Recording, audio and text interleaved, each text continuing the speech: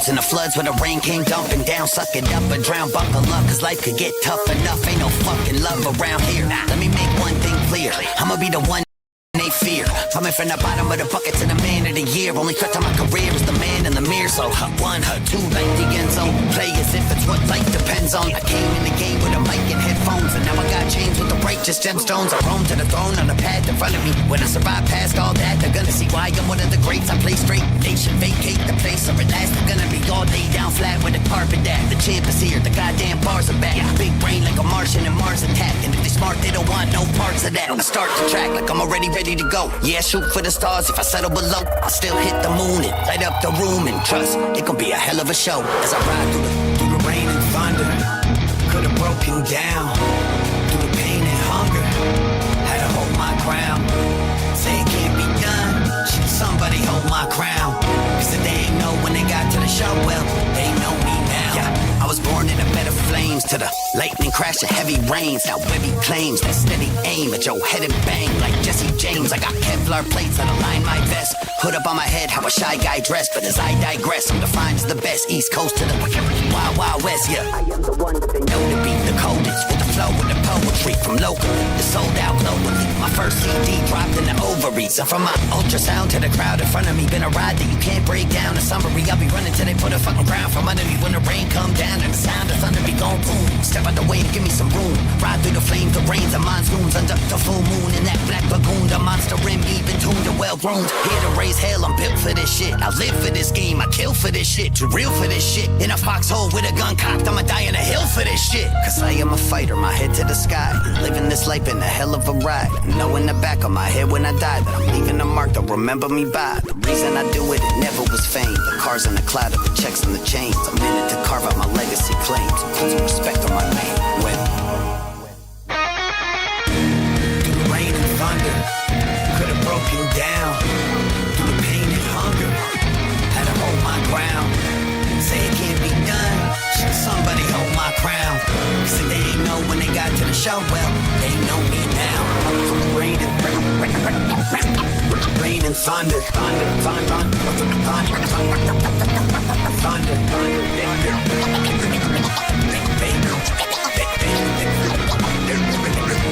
they know me now.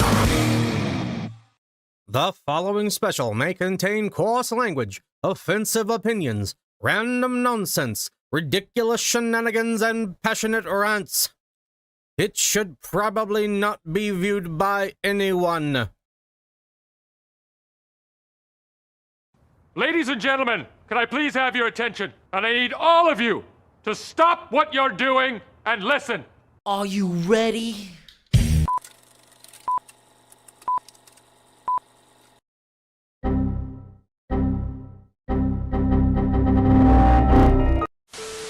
We'll do it live! F it!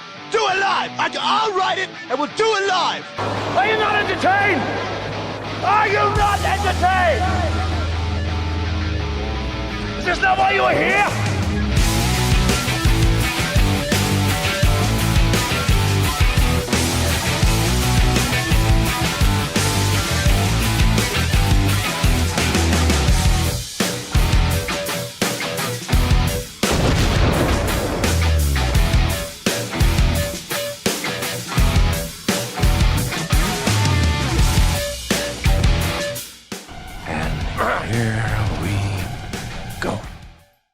This display courtesy of the Three Moisketeers. A wizard is never late.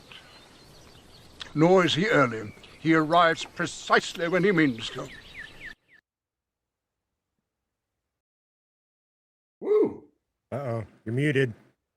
You're muted. Oh my goodness, it has been a day, ladies and gentlemen. This showing stuff it's not supposed to show. I don't know what's happening. It's magic. Yeah, it's showing everything right now. Sorry guys, it's been a interesting day today. We'll just put it that way. I'm not sure why it's saying that I'm performing as a director. Let's see here.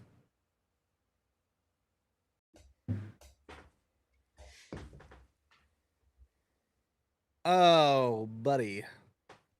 Oh, and I have a lot of things here. So, well, we will get this figured out here, but first, welcome in everybody to another episode of Hall of Fandom, episode number 41. Over here on Cyber Skull Media, we got a very special guest today. I am your host, Thundarius, and I am joined by my most electric co-host today. What's up? I'm Shades. And I'm Dillon. And we have a special guest. I will let him introduce himself while I work on some of the stuff on the back end here. Hello, I'm Corey from EraserDread. Happy to be on the show, guys. I thought that intro was dope. Thank I you. loved it.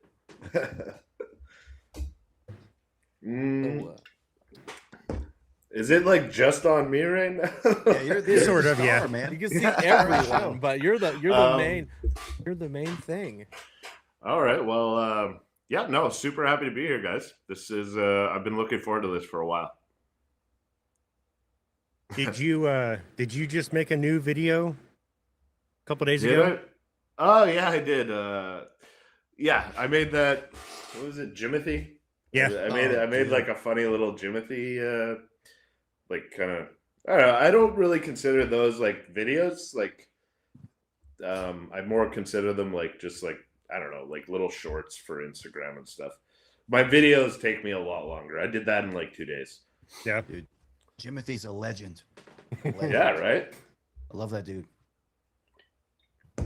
Yeah, I thought it came out pretty funny. I liked it. It's pretty good. Yeah, and sometimes it's just like, just to get things going, like, because sometimes it takes a long time for me to get into actually doing anything. Like, there's a sculpting process, painting process. I might not be have anything really off the ground, so it's just good to do like these mini things in between just to keep everything fresh. Yeah.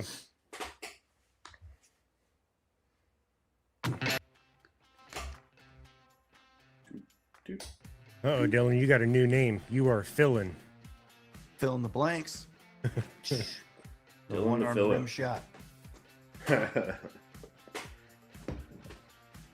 Right. You Well, might see I had to like cheat my backdrop there. I can't set up in my normal spot. I can't move my desk. I wondered. Yeah, I Yeah, got because just, normally your background's different, eh? yeah, I had to cheat it and kind of. I'm in my kitchen right now. I had to CGI like, not CGI, but use just a graphic. Yeah, like the my background desk. remover or whatever. Yeah, Well, yeah. Man, we I can't didn't even wanna see you. Stare at my kitchen Dylan. walls. You're in like 16-bit. That's when you're in. You need to fix it. Your internet, Dylan. No, man, my kitchen internet's top tier. But we're That's right. here. I'm trying to figure out what the deal is on the back end, but get that So sorted. I what's saw the that deal? What's Yeah. the issue right now? So like the part that we were seeing in the back end, so you could see and hear some extra stuff that the audience gets to see in here, like the starting soon screen, the intro. Right. If anybody sends super chats, you'll hear the notifications. If I pull any cutaway gags, you'll be able to hear them. Otherwise, you can't. And normally, it's when I had to reset everything this week, I reset a bunch of stuff. And so I just got to figure out what the setting is so that they don't see it, but we do. But before we do that, I can still get to that while we're doing a few other things. But first, I just want to welcome in everybody. I've been seeing a bunch of the regulars in here. We've been getting happy poop emojis and a sunshine. Have you guys been seeing all these new YouTube gift things that they've got now? See, I was going to ask you, like, why am I seeing them say, sending happy poop or sending sunshine? And I'm like, that's odd. I've never seen that. So like a bunch of other platforms have like these little other currencies that you earn just by like, you can pay for it, or I think maybe even earn by just watching. And then there's like little emojis you can gift. And then I think we get like a fraction of a penny or something like that from every single one. That's like kind of like Twitch, no? Like Twitch does that kind of stuff. Not like bits, but Interesting. like the cheer almost. Right. Okay. Yeah. So people are getting these things. They show up in the chat on the actual stream. It's something new YouTube's trying. I don't know if I like it or not, but people watching like it. That's all that matters. Yeah, gives them something more to do. Yep. So, all right. Well, we're finally here with Mr. EraserDread. Yes, sir. And we're here. So it's been a crazy morning, but we're finally here. We, we connected when we had you, when we did Faded with the Stranger, when you dropped that one originally. And we're like, oh, dude, he's one of the dudes. He's one of the bros, man. We've been talking. We got a lot of that's it, man. Like when I saw your guys' first reaction, I really related to like you guys and your channel and stuff. Like right away, I was gravitated towards this reaction. So I was really looking forward for the Smoking Gun one, because I really like the way you guys have it set up and everything. I think it's a lot of fun. Keeps it interesting. Thank you. We try, like, we actually, none of us like watched music reactions before we made them. Still don't. They weren't really a thing that we were into. And so I don't watch. We kind of took our own spin on it. And then afterwards we started, we watched a few people we've connected with in the community, but we like being able to keep it as us as possible because it's a massively oversaturated niche. Oh, 100%. And so that's what's good about you guys. Like are in like an oversaturated niche, but you also are separated from that niche. I find, and that's I really appreciate that about your channel. Nice, thank you. Thank you. We like being unique, doing things a little bit differently. So yeah, it's been fun, man. And we met up with some other reactors when we were over there for the Big Push show. Cool. So it was fun, man. And so how was that? You guys had a great time? Oh, dude, that was insane. It was awesome. Dillon got serenaded by Rin. I did right out the window. Yeah. Man. He was I saw that. I think he shared it in a story or something. But yeah, it was cool. where like it was like a street thing where everyone was just like singing or whatever. That looks so sick. Yeah, real small got, crew. Like they kicked us out the side door, and there he was, man, just singing. That's awesome. I would love to see that. Did you guys get to chat with him at all? No. Well, we met Goran. I don't know who Goran is. From the Big Push. He's one of the Big Push members. Okay. Oh, right. Yeah, I saw you guys posted a photo with one of the members. Yeah, he might have become like our favorite member outside of Rin of the Big Push. He's my favorite member. And he's my favorite. We ran into him in Brighton. We ran into him in Brixton again before the show. We got I put up a little video, like 3 or 4 minutes of when we ran into him because we were filming in Brighton when we ran into him, so we have it all on camera. Yeah, that's dope, man. So super cool. But yeah, so Mr. EraserDread here today. He brought us something, Dillon. But I don't know if the chat's ready for this. Dude, they've been begging. What's in the box? They've been begging for it. What's in the box? I don't know if the chat wants to know what's in this box right here. I don't know if we have enough people in here to show it yet. I don't know, man. It's a Gwyneth Paltrow scented candle. But it's from Canada. It smells like maple syrup also. Right now, everybody wants, I don't know if people want to see what's in the box before we dive into anything today. I think maybe we wait. Do we wait? Do we open it? Do we show people the video? You do it now. Do it now. Do it now? Yeah. Sure. Yeah. Okay, well, whatever you guys think. I guess before we do that, I need to know one thing about EraserDread. Uh-oh. I need to know your thoughts on ducks. Ah, fuck. Ducks? Yeah, do you like ducks? I'm a pretty big fan of ducks. I actually had 2 when I was growing up. Don't play that fucking video. Don't play the video. Hit the duck! Yes! We love It's not playing the audio. Perfect. What the duck? Yeah, it's Gus Steiner beating up a duck. But I got broken stuff on my computer because I had malware and had to reset my whole computer. But here, I guess we can show them the video. Yeah, that's what they came for. Well, EraserDread, and then the video, then us clowns. So Mr. EraserDread, when we set this up, sent us a package in the mail. It looks like this, but they can't see that yet. It looks like this. And there's something in that box. Oh, look, we got a super chat, and he didn't hear it because it's broken.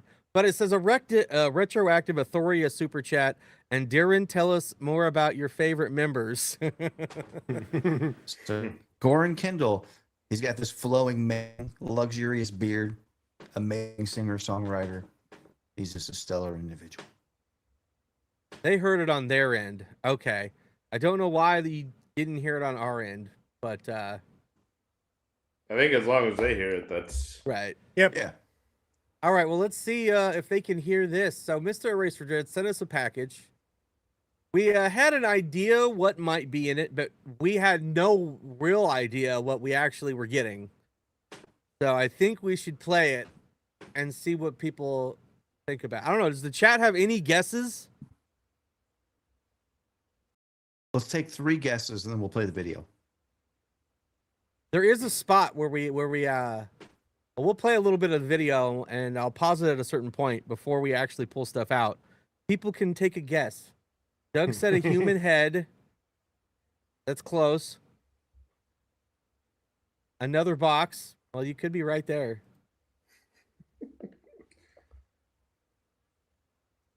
There is no audio in OBS for these guys. Let me fix that real quick. I heard it. We I heard did it. as well. They did not.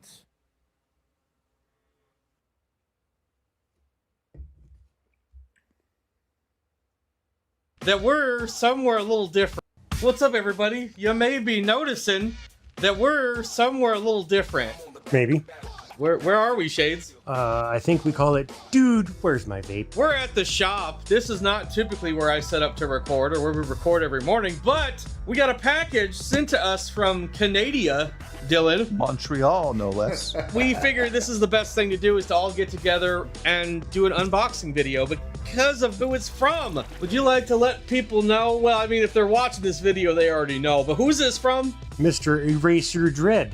I don't even work here. Who is EraserDread, Dillon? He is the man, famous for directing Webby's Faded with a Stranger, and That one. right there, Smoking Gun. Inpatient. He's like, hey, you know, he found us from the Faded with the Stranger video, and we've been We're keeping like in best touch. friends. And he's like, hey, I'm gonna send you some stuff. So he sent us some stuff. You can see he packaged it very nicely. It's full of duct tape. This is the finest packing tape you can get in the shipping universe. So I guess we should open this and see what's inside. Made it all the way across the ocean from Canada to the United States. I think the only thing that would have been better than this is Virgin Mary pistol grip tape. I know. It's coming to the market soon. Jails and I are working that out. I gotta do it. Nobody wants to give Thundy a knife. He was already trying, so I'll let him do it. Yeah, I don't. Just kidding. Oh. We can all cut towards your buddy, not your body. So stand here. Yeah. You lift up so you don't cut what's Listen, inside. if you hit the shredder emblem, I'll be fine.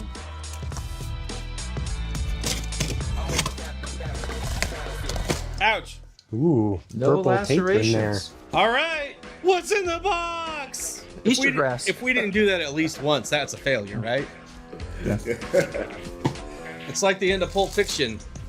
It's fancy. Look, it's wrapped in purple. Well, I guess you unwrap that one. You unwrap that one. There's a note. Oh, there's a note. Well, let's see what's on this, and then we'll Ooh. read the note.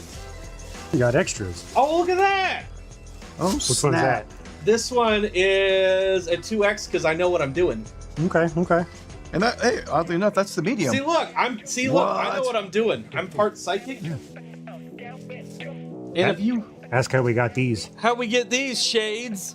He put up a questionnaire on the Ren rabbit hole asking what the fat Ren what his position was, what he did for work. You had to watch the video to figure it out. There was a yellow construction hat on the right side of the wall as Ren was coming in the door. I got that fucker, so we got shirts.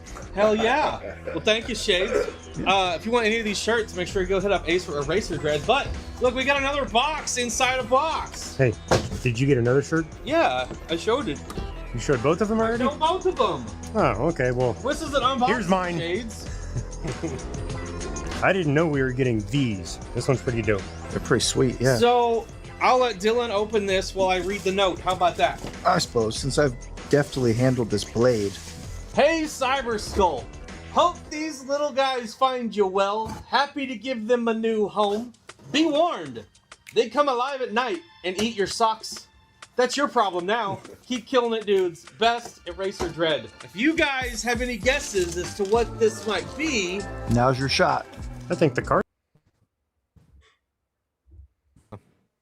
They got some guesses in the chat. We got people guessing a human head. We've got a Ren doll. We have another box. So bonus points to Kitty Treat. A Ren blow-up doll for Dillon's amusement. Ren and Webby dolls. 3 clay versions of us. A clay version of each of us. Figurines. Rag dolls of the crew. We got some guesses. We got some interesting guesses. Clay models of y'all or Ren and Webby. We got some good guesses in the chat. Pretty decent ones, I'd say. The box within a box, that one was spot on. Accurate.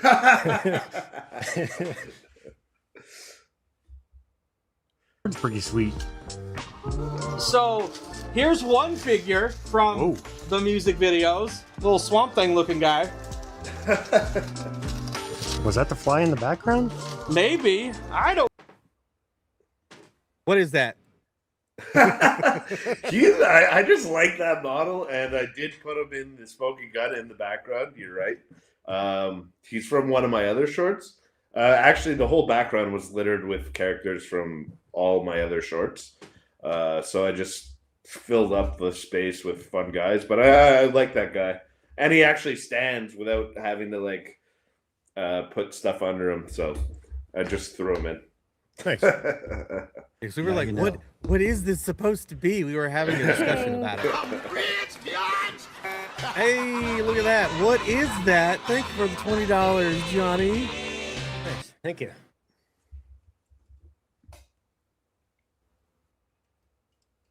No shades. It kind of looks like you without the shades. Akuma's economy scrub. Oh, we get Canadian newspaper to read. Let's Nice. go. I didn't know that was going to be in here. That's a sweet treat. All right. What's next? There's a few figures in here, man. Thank you. I didn't expect this. I see some fingers. I mean, we kind of expected something, but we'll have to fix it. Oh my God! It's the Spider Pig. Oh my goodness! Speaking of pigs. Oh, I never eat a pig because a pig is a cup. I better get a Terminator, like Arnold Schwarzenegger. Oh my goodness! Look! Ta-da! Shades, you want to open one? Yeah. Sure. Let's let Shades open one. Oh my God! I did not expect all of this. No, we hit the jackpot here. Oh, what's that? We got a fat Yes. We got a fat Ren, baby. Ren. Uh-oh, he's missing an eyeball. Shades lost his eye. Maybe it was already gone. Oh, snap. Maybe. I'm going to keep this one close to the vest here. Uh-oh. So, we actually got this one because I asked for it. Oh, so Show it Shades- off. I now have a girlfriend. Oh my! This man planning ahead. So Shades, yeah, he's got a custom-made bobblehead of himself. This little Now guy. he's got a big duty. Yeah, that's kind of how it all started. He mentioned the Jane figure, and then, I keep these guys in a box in a closet. So it's really nice if you guys could do something cool with them, I'm super happy about it. Oh, for sure. We're gonna have some fun with these. Weren't expecting all of this, and it's dope. It's dope. We have a piece of inpatient history. Yes, you For do. sure. Multiple pieces. So now when Webby comes through on tour, we got to go get them all signed. That'd be sick. We did not Hell know yeah. anything about this. Hell yeah. She got with Ren. She had Webby's baby, and now And now Shades is the simp wiping her out. What are we doing, Shades? I don't know what to tell you. Ren's out of the picture. So now you're baby Webby's stepdad. Yeah, I guess. Fair. Wow, wow, wow, wow. Now get the profile.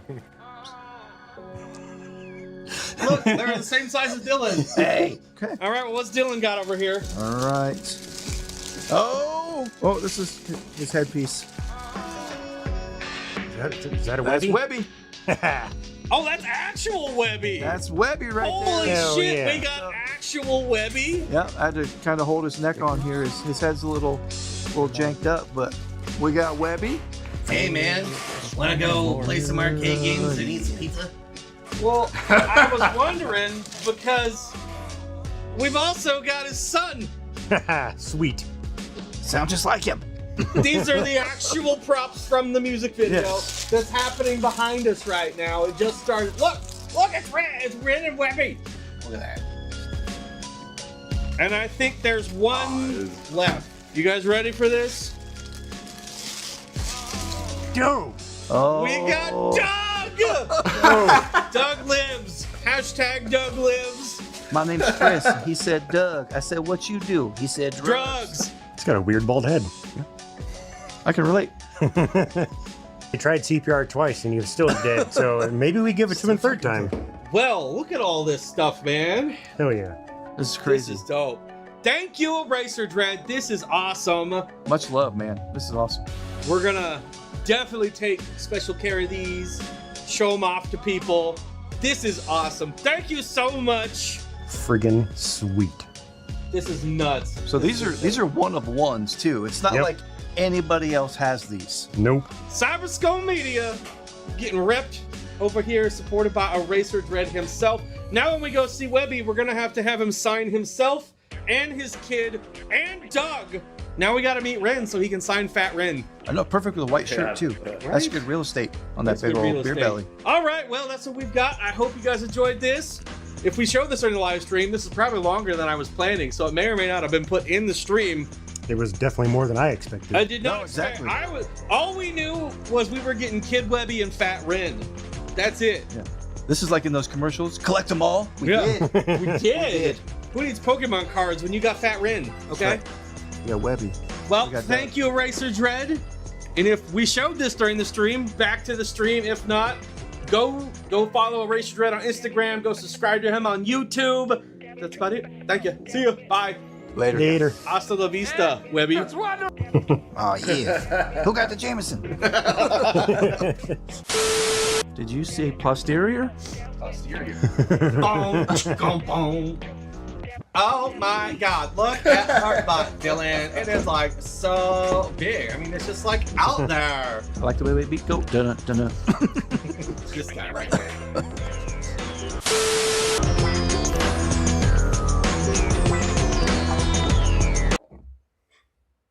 Oh, that was awesome, guys. Man, I loved watching that. That was some fun. Oh, we had fun making it. I'm glad that they made it to you in one piece. I saw some of them were a little messed up, but yeah, a bit of glue and stuff. I think they'll do the trick. Shades. And is yeah, the so super that's glue original Faded with a Stranger Webby, right?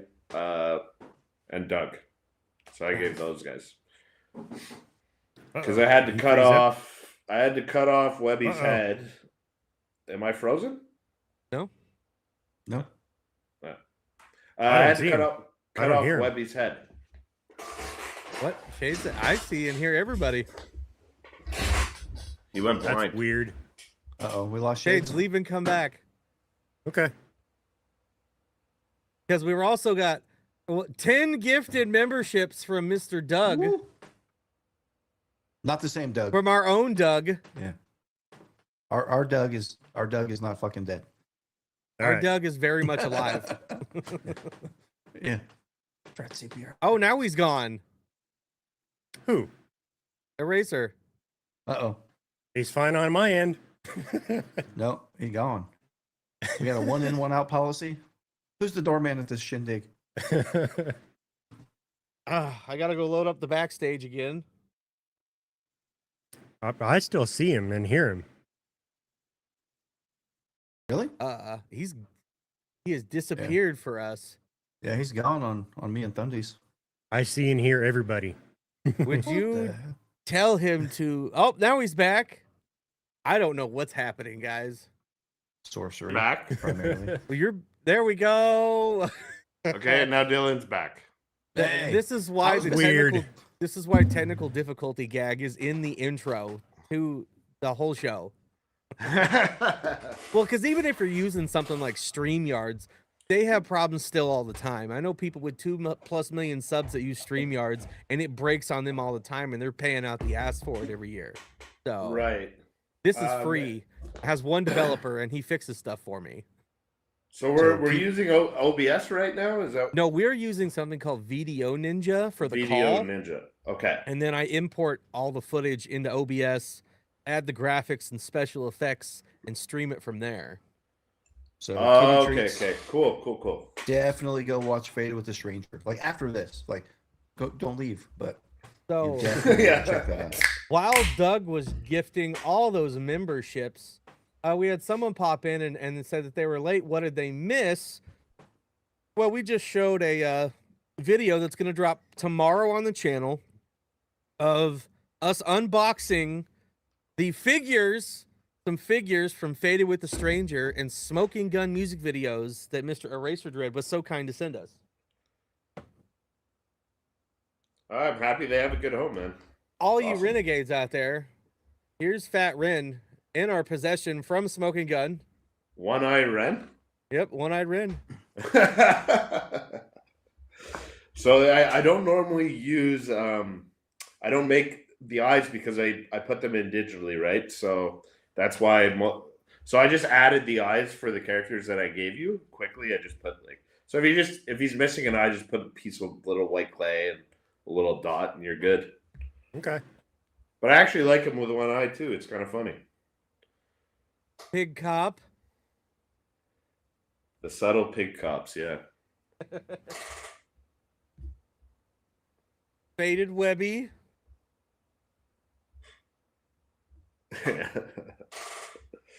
Pile of characters. The spider pig is absolutely insane, bro. That's my favorite.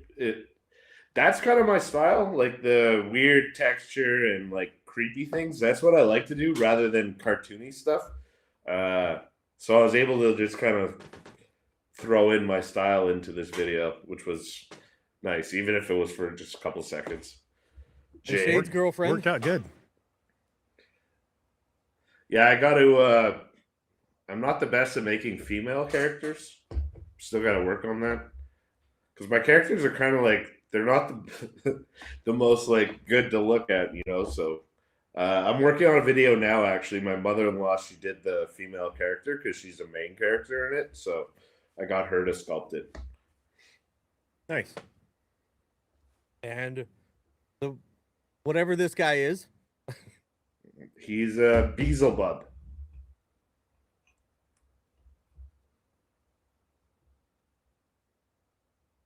And Kid Webby. Oh yeah. The spider pig's definitely sweet. So Mr. Wilsey wants to know how long it took to create the Smoking Gun music video. 3 months. 3 months, huh? Yeah. Okay. So I was able to hire a crew on this, which was a lot of fun. So like I don't know. I wanted to do something different that was outside of just my animation. So I was able to like hire my buddy who does good camera work, and then my other buddy who's really good at like 2D and compositing. So he like mixed all these elements together and made that cool like for the chorus and stuff. So like we have the lyrics, but then we have like, you know, you have like the Webby mouth thing, and then this like a circus kind of. So yeah, he did all that stuff, and then the puppets, I was able to get my mother-in-law to make them, and she had no idea how to do this. So she just figured it out. And she's like old school. She won't watch YouTube. Like for me, I watch YouTube and try and learn through that. She's just like trial and error. She's like, okay, now I got it. So the Webby guy, actually, right here, he originally, because she thought he'd be standing, so she did it like through his head. But Ren, and I saw a lot of people commenting on the hole here. So Ren, she tried a different thing, and Ren really works well. So like she really nailed this. Webby was her first try, and she did it through the head, but through the ass is the way to do it. Shades brought it up, and I'm like, Shades, he's got to put his hands somewhere. Yeah, I saw that in your guys' reaction. And then I got these guys.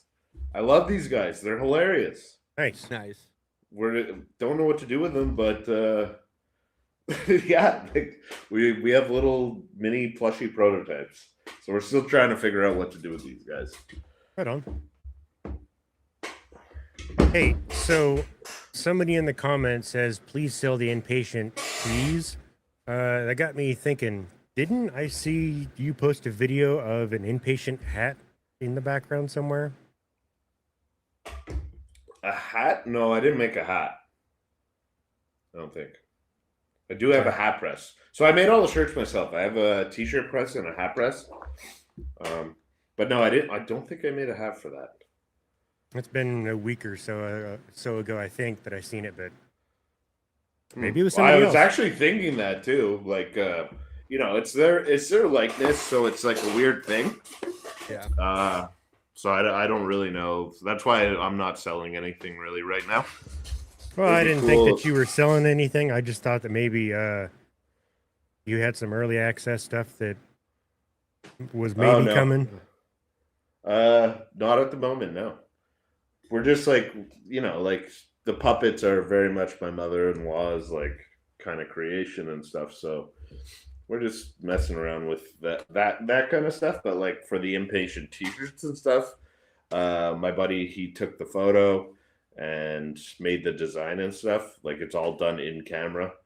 So yeah, I just figured it looked cool, do a giveaway with them.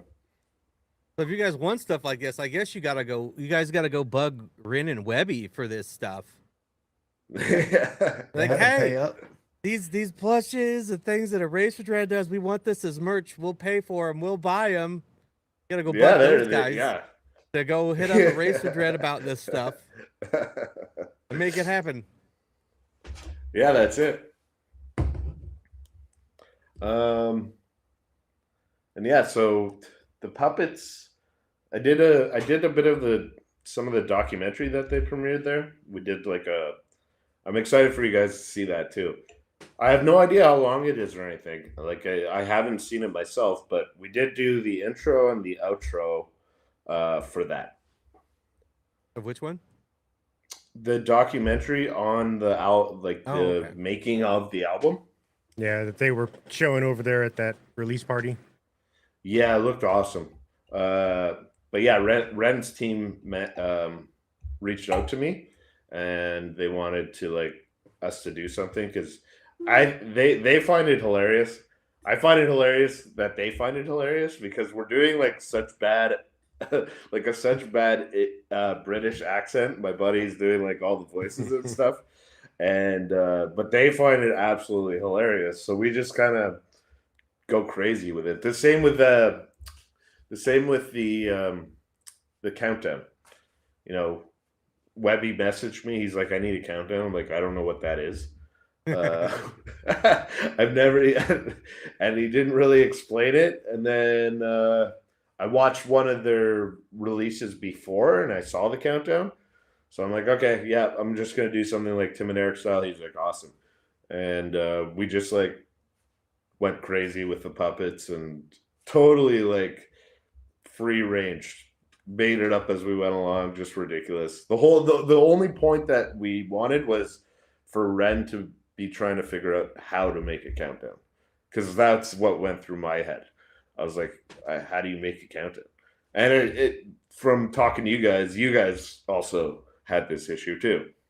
Well, so like there's we've got like a countdown like in the stream as we're live counting down. Mostly that's like some old school Twitch stuff to help get people in there before you start talking about all the things and allowing people to get there. But with premieres, like I spent over 2 hours the other night trying to figure out how they're doing this, because when you set up a premiere, which is what we do every Saturday for any Ren related video that we do, and then we'll sprinkle those in otherwise depending on what we're covering, and it gives you a live chat to hang out in. But there's no option to upload a custom countdown timer for the premiere.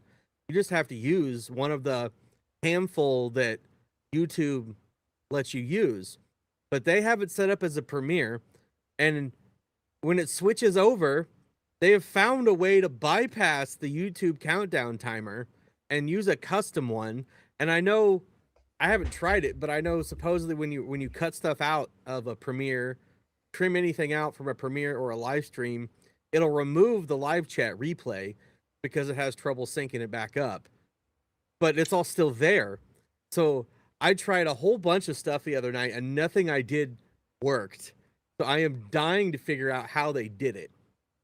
Yeah, it's cool. It's the first I've ever heard or seen of it. Like I've never seen that before. So, but it is a cool little feature. Once you guys get it figured out, it is kind of fun. Because I made one. I made a custom countdown timer for our premieres, and now I can't figure out how to attach it and use it. It's like because I tried just canceling the premiere before it started, so that you'd still have the whole. But then it just broke the whole thing. So I'm like, I don't know how they're setting it up for a premiere and bypassing the YouTube countdown timer. I have no idea, man. Well, like we basically overlaid the countdown. So we did the countdown coming from the timer is in the video itself. And then I just sent that to them. And from there they did the rest. So I'm not exactly sure how it works after that fact. Well, Infra, you missed the whole unboxing. You missed a bunch. You'll have to go back and watch it. We're going to drop the video tomorrow.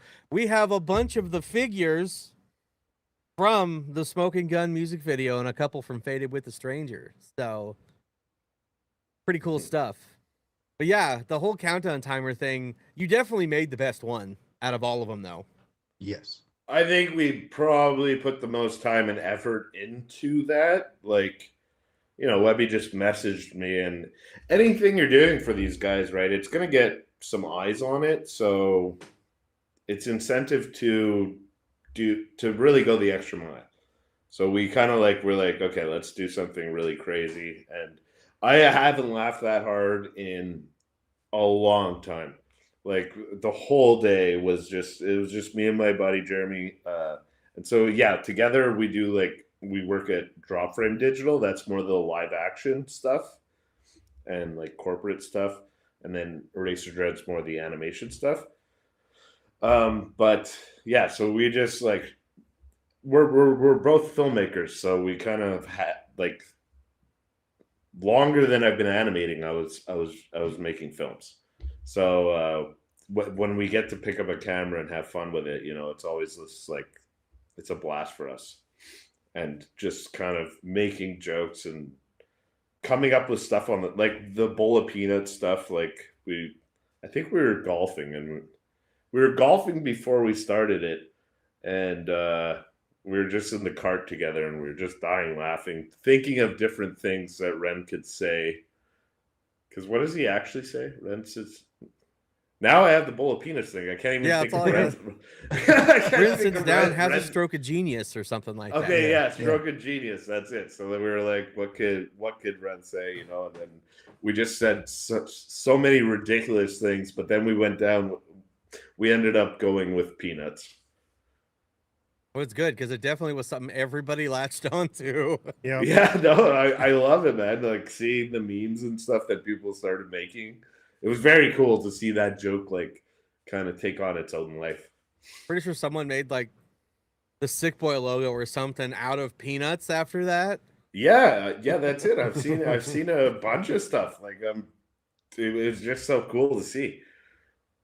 So let's take it back a bit. How did you initially end up working with Chris Webby for Faded with a Stranger? Okay, so Faded with a Stranger. I'm a huge fan of Webby. I knew Webby before I knew Ren. Started listening to him like probably in like 2020. So I'm not like this crazy long time fan, but his music really resonated with me. And then at the time I was trying to make my YouTube channel kind of grow.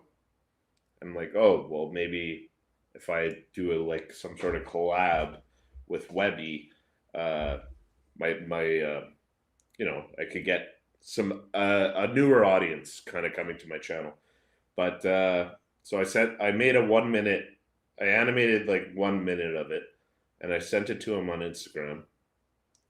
And then I sent it to JP actually, and JP really liked it, and then he told Webby to go look at it, and then Webby reached out, and then he's like, "Look, dude, let's make it an actual thing. Like, I'm actually doing releases like weekly right now, so let's get this on that roster of releases."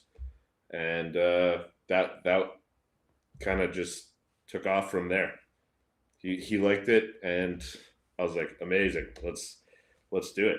Originally, I wanted like permission to put it on my channel as like a fan made video, but he liked it a lot and wanted to make it official. So that's awesome. How long did it take them to do Faded with a Stranger? Faded with a Stranger was, I think, just around a month, maybe a little more than a month. Okay.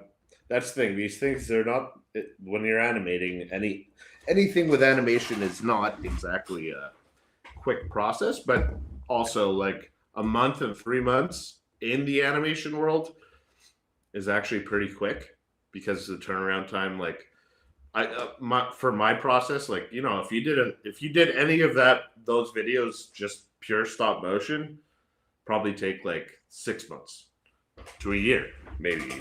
So like I'm moving quicker than most animators, because I have the stop motion look a bit, but it's all done digitally. Yeah, I've been telling a lot of people, and like we've had these in a box in our shop since they came in, and people we're friends with and stuff. We'd be like, because we kept the entire community, even like the real hardcore regulars, we tell certain things, like we left everybody in the dark. And some people came in and we were like, dude, check this out. And we're like, so he does like the claymation figures, scans them in, and then does it all digitally. And that, like, people didn't know that was even a thing. Yeah, that's it. It's kind of my own thing. Like really, I've only seen another video game, because it's called photogrammetry. So basically taking the photos and stuff. But I haven't seen anyone really use it the way I'm using it, except for like one video game that made all their characters and then made the models digitally, but they sculpted and stuff. So kind of just like, when I saw that, because I like to make things out of clay, and I can't draw. My drawing is not great. Like originally I started doing 2D animation, or trying to teach myself that, but the drawings just don't resonate, because they're just too flat. It's not really my thing. So then, I started making things out of clay, and like that I have fun with. So like this guy, I'm making this little fish guy I'm working on right now for a music video. I got this like politician lizard dude. so yeah, basically I bake these guys after, and then I paint them myself. And that workflow really worked for me, because I love animation. So it was always something I wanted to do, but when you can't draw, it's tough. And then also, I tried stop motion once. I spent like, I don't know, 10 hours straight just going like this and animating the character, and then I played it back after 10 hours, and I'm like, this is horrible. So I just spent 10 hours and this is just garbage. So then that was like my end of stop motion. I tried it once and I just didn't like it. I know stop motion is what Team America almost tore the South Park guys apart because it took so long and was so much work, and they were fighting each other over it, and it almost broke up the South Park crew, man. That's it. Anything like that is kind of a bitch, but for what my workflow, it kind of, I'm able to do it pretty quick, so I'm pretty happy with that. So when did you first become aware of Ren? Ren, it was Hi Ren. It popped up in my YouTube feed, like recommended. And then I heard Hi Ren. So that was probably, it was at my girlfriend's, we were living at my girlfriend's other place. So it was probably about like 3.5, 4 years ago. Okay. And then, yeah, heard Hi Ren, became a huge Ren fan. Like, you know, the yearly recaps of your, like, most listened to artists and stuff that you get at the end of the year. Like, Webby was number 1, Ren was number 2. So, like, nice. I'm not just working with those guys. It was just, like, I'm also a huge fan of both of them. Nice. So then when Webby was like, hey, I'm doing something with Ren, make me a video, you were like, fuck yes. Oh, it's actually one of the craziest stories of my life is how this video came together. Like, in a universe sense or whatever, like, however you want to put it. So, at the time I was trying to build my YouTube channel. I've now kind of given up on YouTube. Like, it doesn't like me and I don't really like them. But, so for this, I was getting tired of like putting all this work into videos and not really getting any traction. So it was a year after Faded with a Stranger, almost like exactly. And so I was driving around, I was listening to Ren's Bittersweet Symphony, the live version of it. And I had it on repeat for like hours. I was doing errands, driving around, and it just had it going. And then I got home and I told my girlfriend, I'm like, you know what? I've been listening to this song and I kind of like have a vision for it. Oh, did we lose someone? No. Did we lose someone? Shades disappeared. He's gone on my end. Screen. But yeah, so anyways, I'm listening to the song on repeat, get home, tell my girlfriend, I'm like, you know what? I think I'm going to try and like get in touch with Ren the same way I did Webby. I have this vision for this song. I think that's going to be my next project that I do. So then I go, she's like, yeah, I think you should do that. So I hop in the shower. And I get out of the shower. And then time out. My phone's ringing. And Hold on. I think you exited. Who, me? Me? Everything is breaking. Who exited? Thundy said everything's breaking.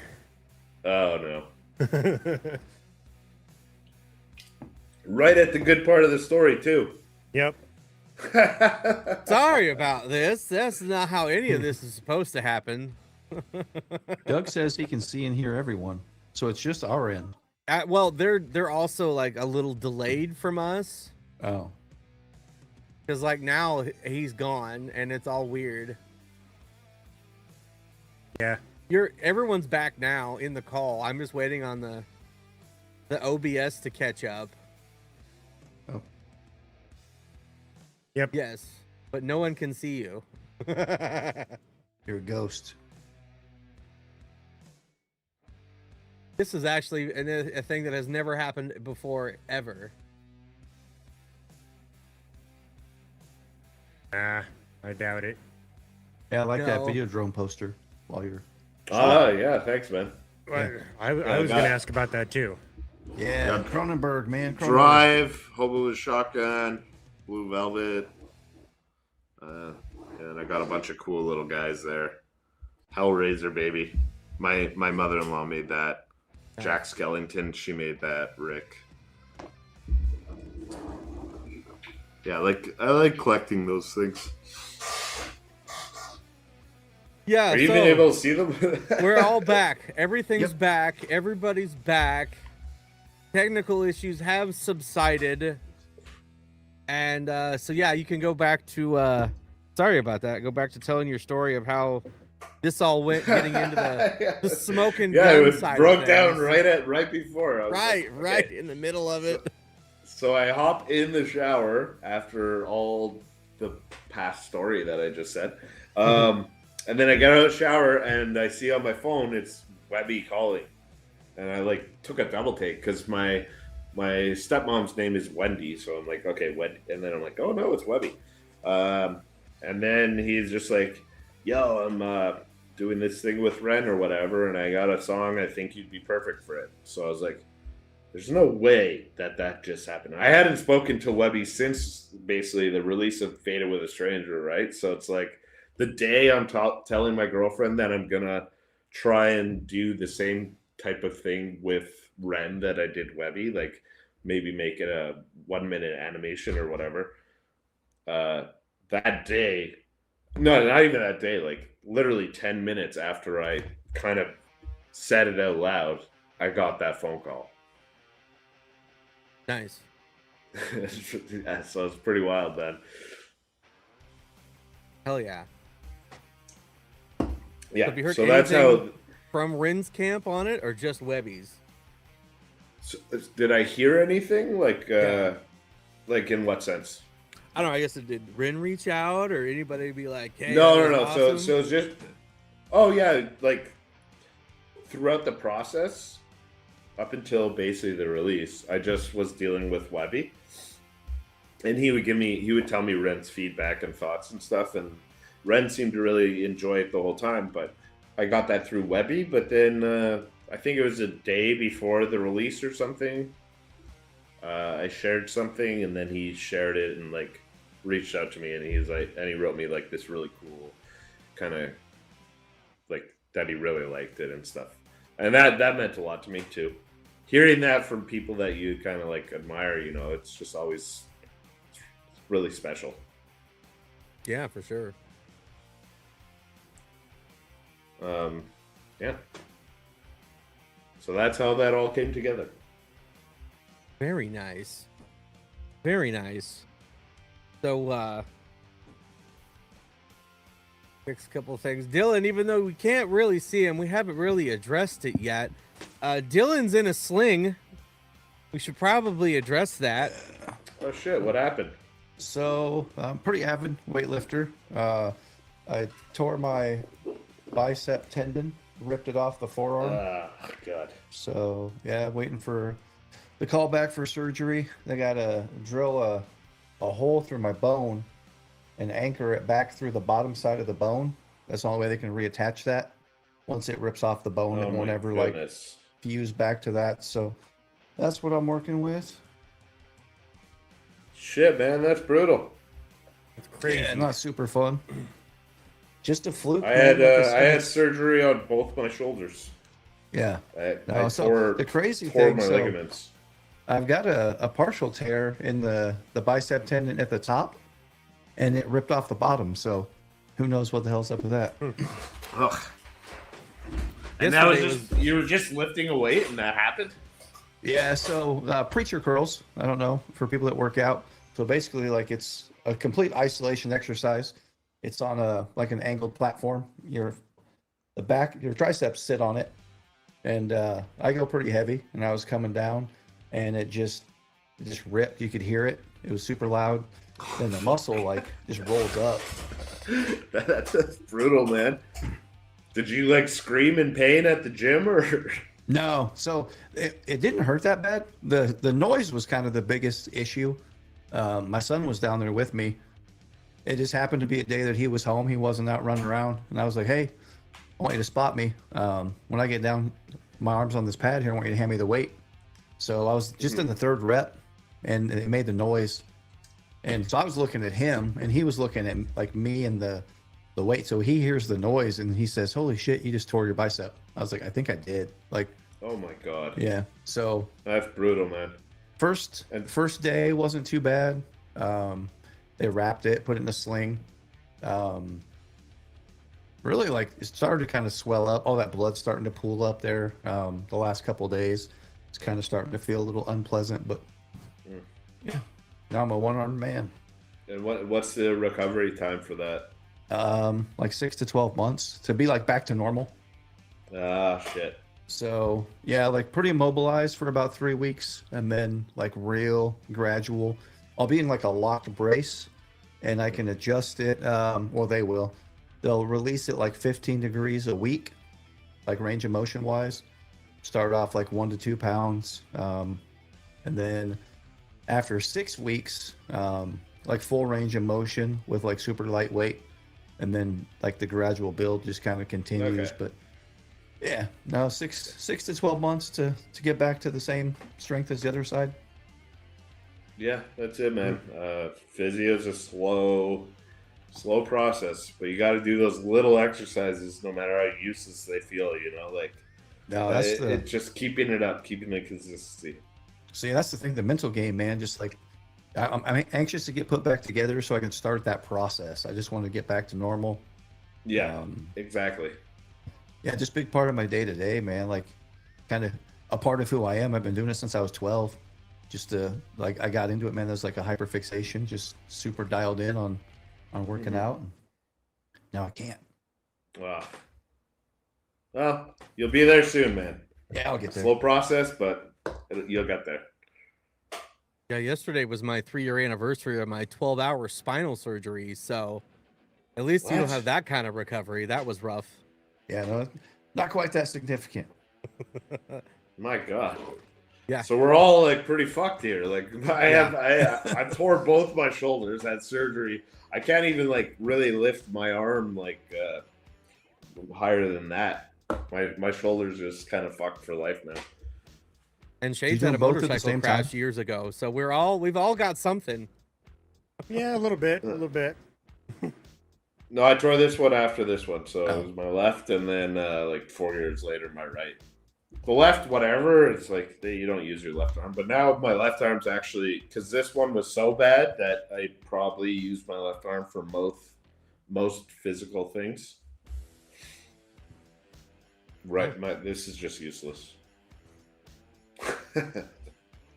Yeah, I lucked got out. Usually, if on a barbell, like they both go at the same time, and I don't know if I just was off center a little bit, but yeah, just the left one detached. Well, at least. Yes, I still got one. Yeah, and my C7 nerve doesn't connect to my spine, so there's like this whole shoulder on the surface is numb, but you can feel it in the muscle. So when I poke it, I feel it in the muscle, but not on the skin, which is weird. And these two fingers, the tips of them are like slightly numb. Ugh. So someone was like, "Y'all sound like a bunch of old men." We are, Heather. How old are you guys? What's your guys' age? Dillon is 62. No, I am not. Okay. I'm in my 40s. I'm 36. Hey, me too. I am 46. 46? Yep. 46, 36. My back is 85. Oh yeah, my body's 127 for sure. Just wasting away. Plus, I don't know. I'm sitting down at a computer all day, basically doing this work or like sculpting shit. So I'm not like physically active. I did start going to the gym like past couple of months though. So working on it, work in progress. Don't do preacher girls. No, I'm definitely gonna stay away from that. Keep that one out.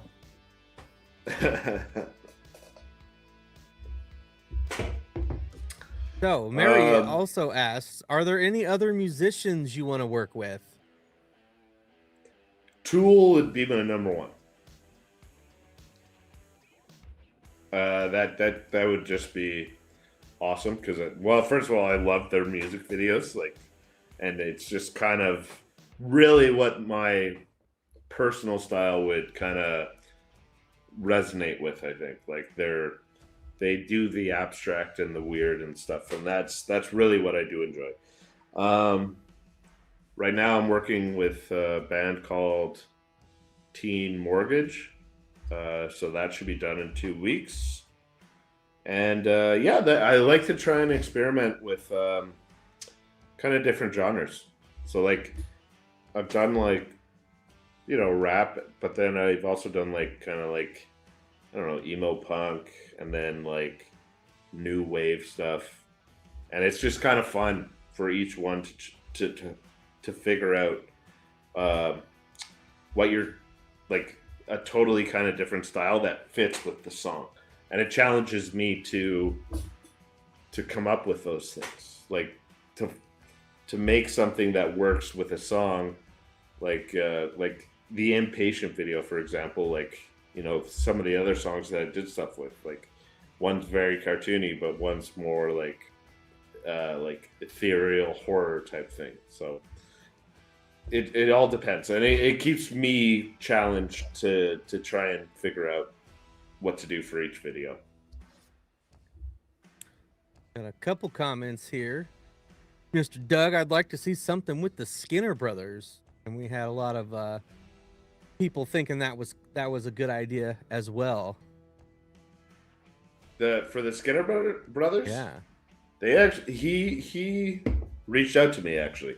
Not for a video, but he did really he said he really liked my stuff, and then I said we should make a video sometime. So that'd be really cool. I would love to work with him. I'm a big fan of his stuff. And I was gonna, because in Ren's room I put like a lot of little Easter eggs and stuff. I actually was gonna make the Skinner brothers guy, but it does take a long time, so I just never got around to it. It was like we had the final export and stuff, and then I was like, oh, it'd be cool to just put like a mini Skinner Bros guy with the mask and stuff on like the shelf or something. I never got around to it, but it was an idea I had. Nice. Got another one lined up here. Have you had a lot more attention since the Smoking Gun drop? Yeah, like actually, like the behind the scenes video did for my YouTube channel. Like I'm kind of done with YouTube. I'll post on YouTube and keep my portfolio going and stuff like that, but I'm not chasing success on YouTube, because it just really, like, the more time and effort I put into each video that I did, the less views I'd get. Like that Jimothy video only has like 50 views, and I have like over 4,000 subs. So it's like it's not adding up, and that's just YouTube. Like, it's hit or miss, and for me, I tried it. It wasn't working out for me, so I switched over. And my Instagram, like I had a lot of people reach out on Instagram, say good job on the video, and so Instagram's actually more of my platform where I'm trying to increase growth, but it's more just to like find cool people that I could maybe collaborate with and stuff, and I'm finding more success in that sense, and like commission work and stuff. So that's kind of where I'm leaning. But like, I haven't got any commissions from the release of this video yet. Yeah, YouTube can be fickle with your audience. Like we'll most of our audience, most of what they watch is the Ren stuff, even though we cover a lot of other things, and then we'll have some hit and miss stuff with some other bigger artists. But we switched to covering a lot of local stuff, and that stuff doesn't do near as well, but it's done a lot for us in our local scene. We're friends with a lot of bands and musicians now, and we're gonna be having a media booth at a big rock festival on Saturday, and like it's done a lot for us offline, which has been nice to see. Okay, cool.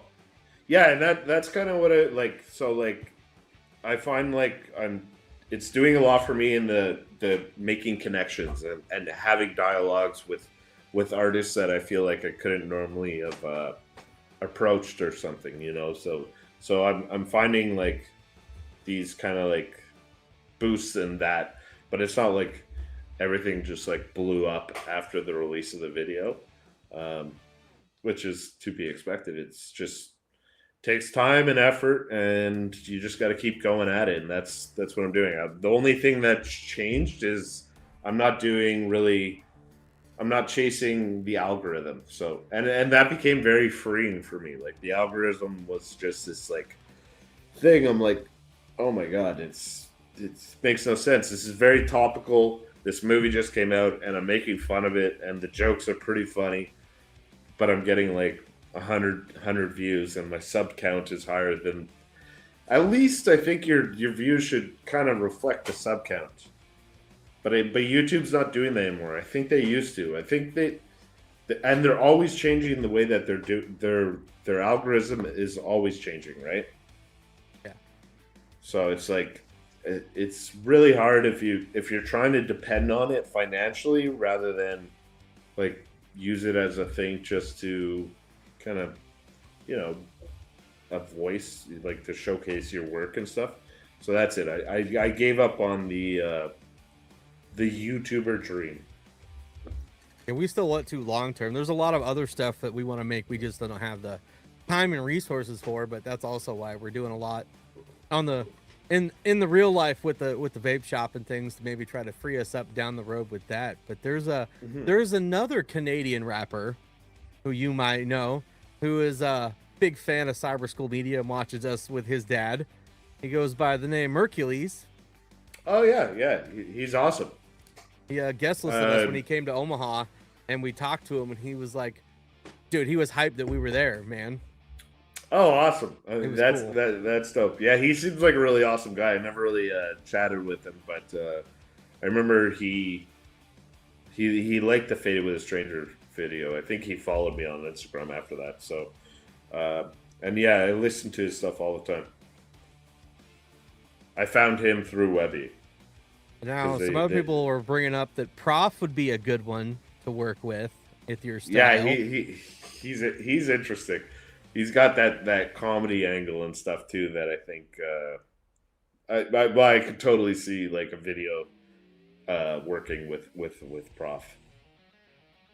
Trying a feature I've never used with these highlights is the queue feature. So I've been like taking things and adding them to my queue to go through when we get to them. Okay, Comments. That's like comments and stuff. Yeah, I've been setting stuff aside that people have been posting. Okay, there's been a lot. cool. So like the next one I got here is a $10 super chat for Mr. Sam Snips. This is so cool, so jealous. What a score to get those figures. Wow, EraserDread, love your work. Thanks for using your talents to help artists with their ability to express their art. Thank you for the $10, Sam. Shout out, Sam Snips. Yeah, thanks for the kind words too, man. Yeah, thank you. And I got infrared. If it weren't for the independent music and the likes of CSM, I'd drop YouTube so fast. Oh, honestly, to me, there should be something that could be able to surpass it, but these giant tech gods essentially, they basically have a monopoly over everything. But it's like, I was thinking, if you were able to make an app and get some of the bigger YouTubers from like each thing and pay them like a bunch of different categories, like animation, music, and stuff like that, and pay them a good amount to switch over to your platform, I think there's a way to kind of get away from the YouTube control over everything, because it's really unfair. I got my channel deleted. I worked 2 years straight, and then they basically said my channel was a spam and channel, and they deleted it, and so I didn't have it for months, and I appealed it. I'm like, no, this isn't what my channel is. Like, I make everything I make, and I spend a lot of time doing it, and they're just like refused.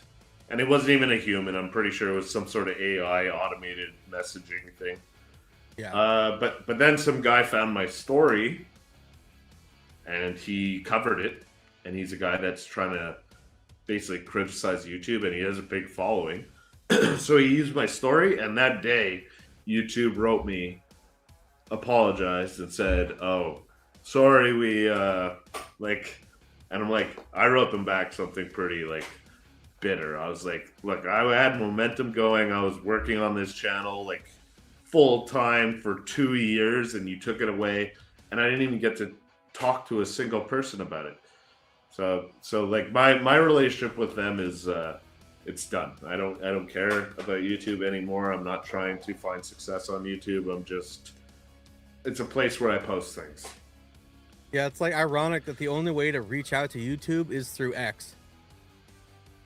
Yeah, Twitter, right? So Yeah. that's it. Yeah. So that was it. So I was able to reach out through one of the platforms, but then everyone's like, if you actually want to talk to a person, go on X and message them. But then it was very automated. It was like, oh, we reviewed your complaint or whatever, and we're still standing with our decision. So I got totally screwed. And we got Heather here. I'm actually here for y'all and Webby, but okay, listen. Obviously not everybody, okay, is here just for Ren, but that is the vast majority of our audience. Like our top videos, our #1 video on the channel is the Tales of Jenny and Screech with Violet. It's 30,000 views. Then with our next video is Linkin Park, and then Linkin Park, 2 of the new Linkin Park ones, which I would like them to come out with another music video so we can get some more good views like that. And then Hyrin, Cujo Beatdown, Baggage, Money Game Trilogy, and then down the road. So yeah, most of our top. Can you guys hear me right now? Is Ren stuff. Hang on, Thundy. He lost you. Okay, I'm going to be quick. I don't see him. Yeah, he's going to the will be bathroom. back. So. Okay, well.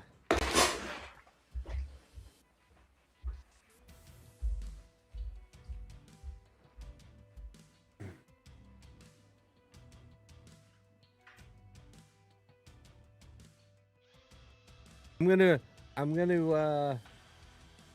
put a technical difficulty screen up because I can see everybody. Yeah, I can now. I see all the screens. Oh.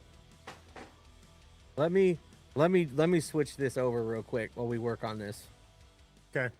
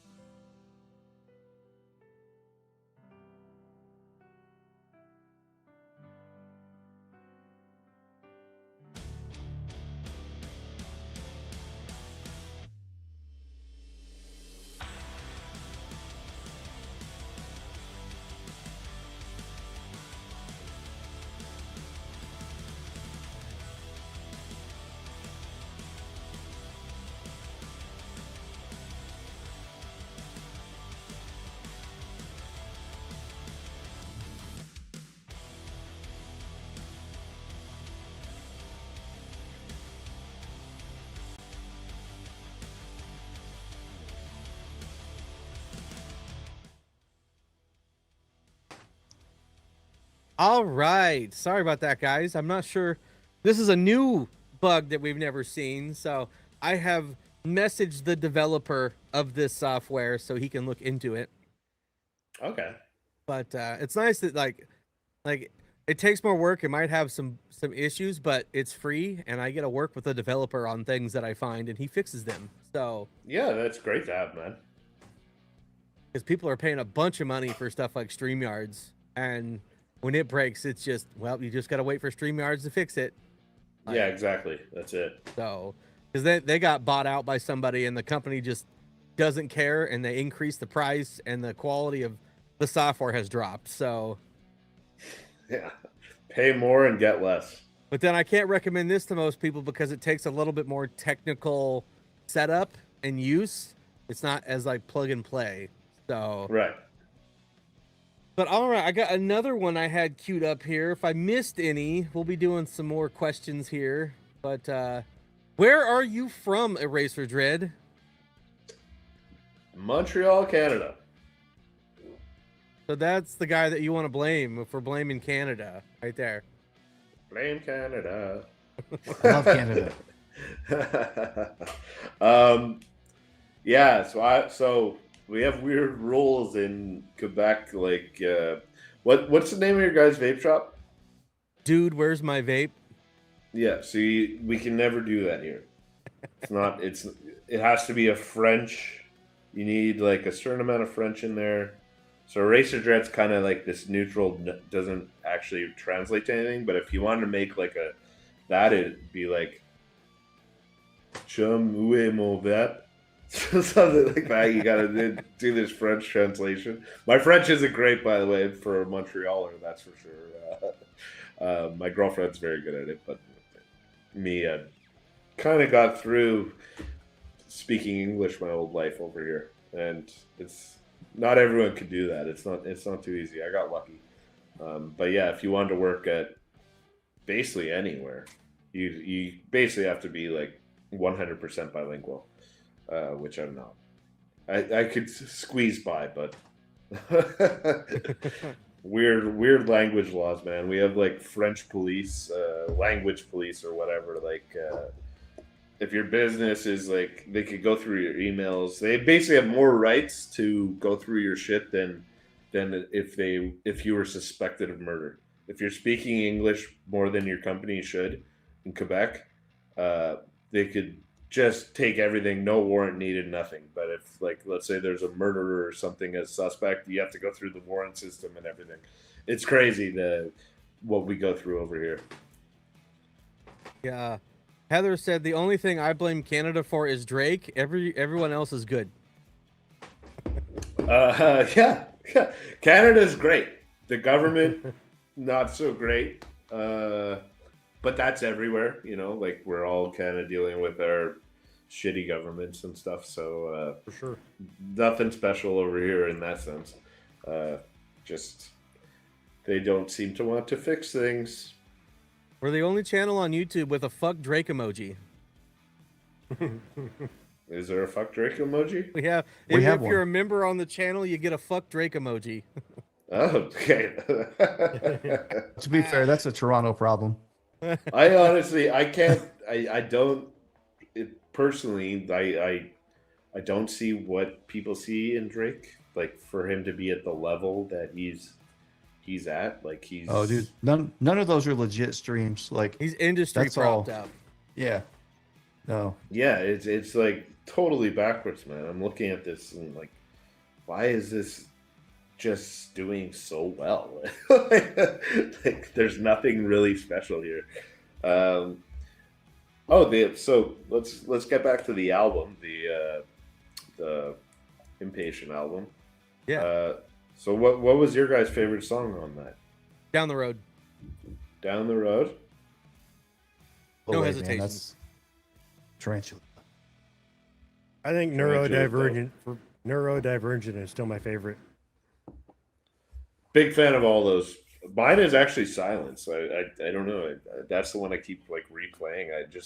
I love the intensity of it and the kind of comedic, like, American versus British dude or whatever. Like something about that really resonated with me. Dr. Myers was great too. Really enjoyed that. And I thought I thought that the album worked. So every release I had like, I guess, a vision in my head. Too much expectation for what the song might be, or trying to imagine like there's something like with Ren and Webby that I really like, and it's more their intense stuff. And so I was always just kind of waiting for that and stuff. And then I was like, oh, that was more like softer and stuff. But then I listened to the album like fully once it was released, like rather than the singles and the music videos and the expectation. And then it really, really resonated with me. Like I was just like, this is a fucking perfect album, man. Listening to it in the order that of the songs, the way it should be and stuff, like it really, really like struck a new chord with me, I guess. Yeah, it was definitely different listening to it front to back.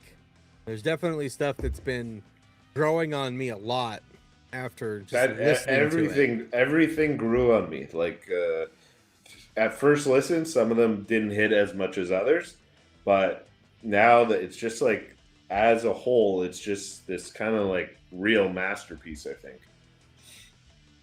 Yeah, so we because there was like 7 new tracks that dropped, and we're like, we can only do like 1 Ren video a week because we can only do 4 videos a week at most.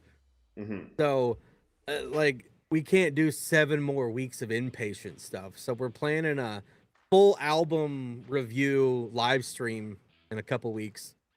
Right. Okay, cool. So we're like, you know what? We never get to hang out when this stuff's going on. We never get to hang out in the Twitch streams.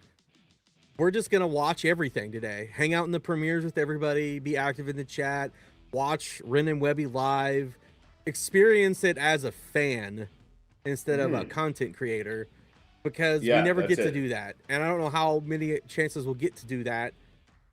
So we're like, we're going to do a live stream. We'll watch it all then and give people our thoughts. We're not going to break it down as deep as we do a regular Fail or Fire video. But it was fun being able to do that. Now we might have to do the new Mason Jar video this week just because dude, I saw there's the Ninja thumbnail. Turtles in the thumbnail. Yeah, like I was like, wow, this looks incredible. It looks like the what is it, the 90s for the original movie. It looks like that. Like I'm really hoping it's like that, not like AI or anything. But I've seen a couple of screenshots. I think there's like a variety of things that happen in this video, so I'm very curious. So maybe because it drops weirdly on a Monday instead of a Webby Wednesday. Yeah, so and it's on his channel. Yeah, it seems like just a surprise video for everyone. And I saw comments. Nights. I saw someone say that it was like their favorite video. Like, I guess it was someone who's involved in the process or something. But anyways, I'm really looking forward to it. Yeah, and I'm like, there's tons of people reacting to every single song right now that can do it full time and drop multiple ones, during the week. And we just can't do that, man. We've all got full-time gigs. The boys have kids and families, and we can't do that, so we got to adjust to what we're able to do. No, I mean, you got a lot of these, like, from what I saw, like, I don't watch much reaction channels and stuff, like, kind of like you guys, but, like, a lot of them are just kind of easy. Like, you guys actually put in editing and like, come up with basically, like, a video.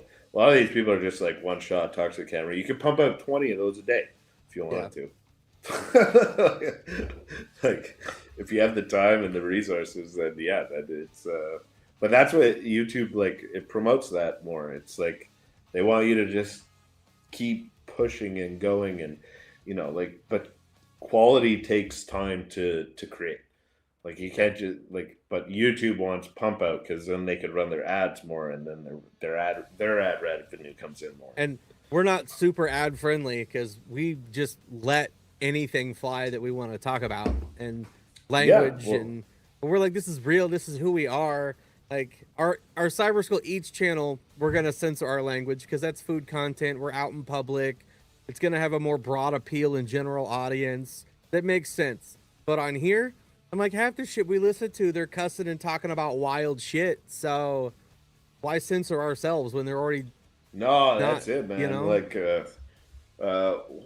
like it's totally ridiculous. Like, and the levels of censorship, like what could be shown, like,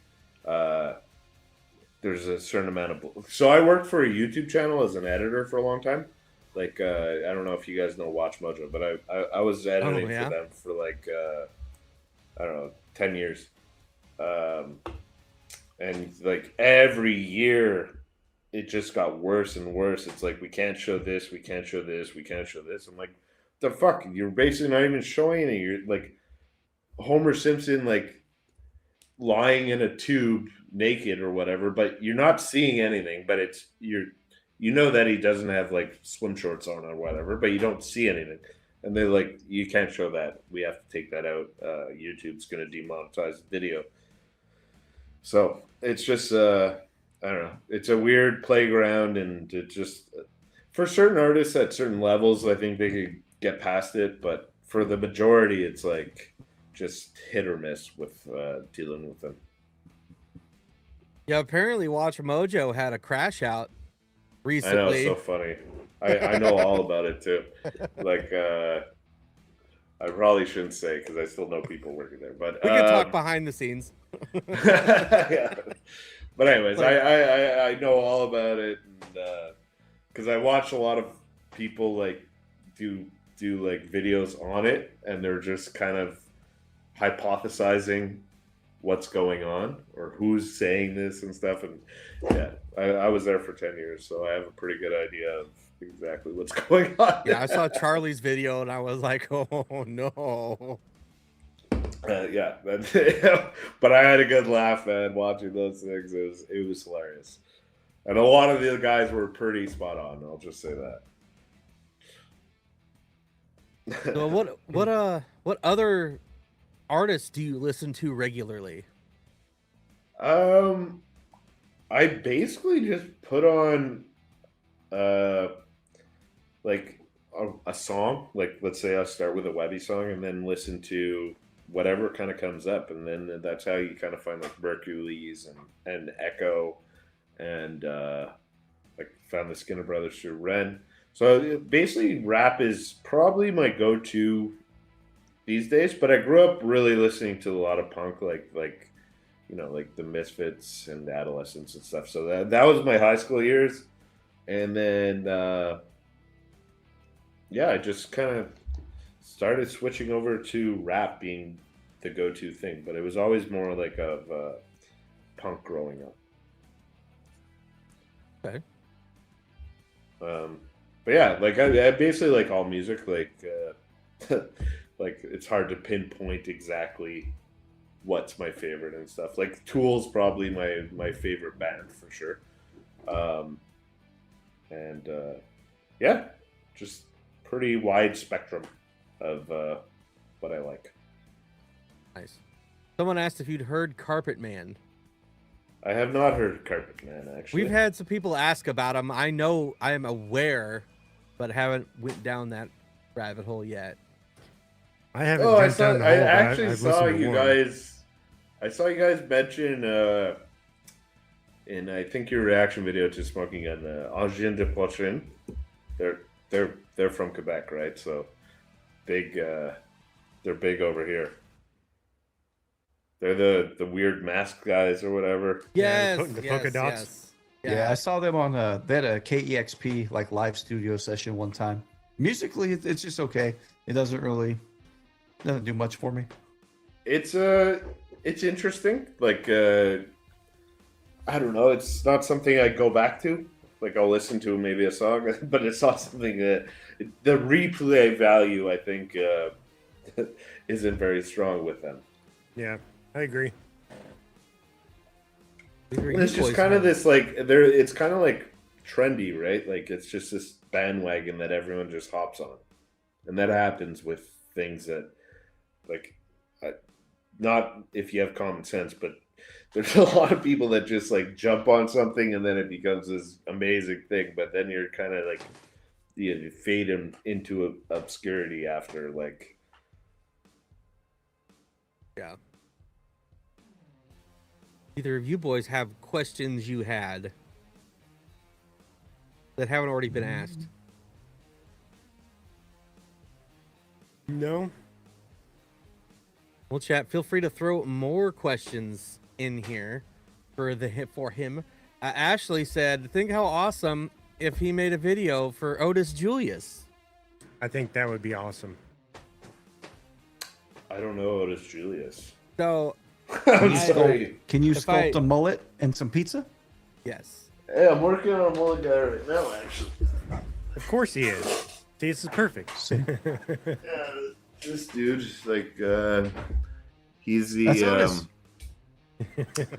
the band, one of the band members that I'm doing a video for right now.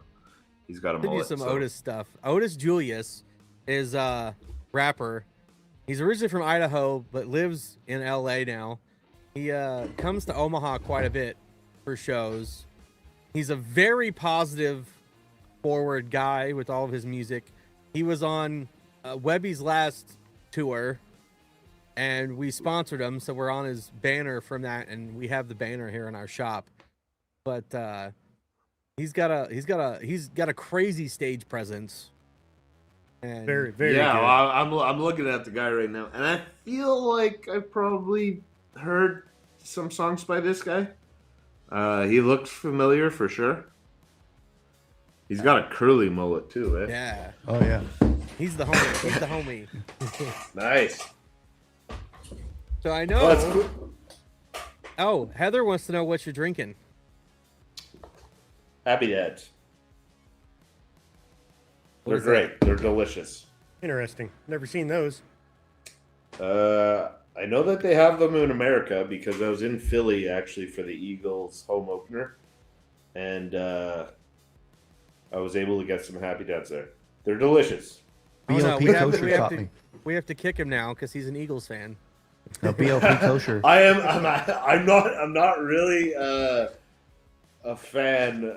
It was my buddy. He's a huge Eagles fan, and he wanted to set this thing up. And I only see those guys like once a year. They're my film school friends, and they're from Ontario, so I don't get to see them very often. So that was his thing. He's like, "Oh, I want to go to this Eagles thing," and probably the most expensive first football game you could ever go to. But I had a good time, anyways. It was a lot of fun. Philly was cool too, like Philly cheesesteaks. Find some light poles. Yeah. Now they grease them nowadays. Oh yeah, something I was gonna mention was the Dr. Myers thing. Like it gives you chills at the end of the song, like the whole story, and it reminded me of another track. Are you familiar with B.O.B.? No. He's an Atlanta rapper. He had a mixtape that dropped in 2014 called New Black. It's 6 tracks and 6 or 7 tracks. One of the tracks is called Dr. Aiden. And Okay. I can't talk about what it talks about in the song on YouTube, or they will not like it. But if you go just sit down and listen to it, you're going to have way more chills of the stuff that she's talking about, that he's talking about in that song. And it's Dr. Aiden, A-D-E-N. By Bob? Yep, by B-O-B. B-O... Pretty crazy.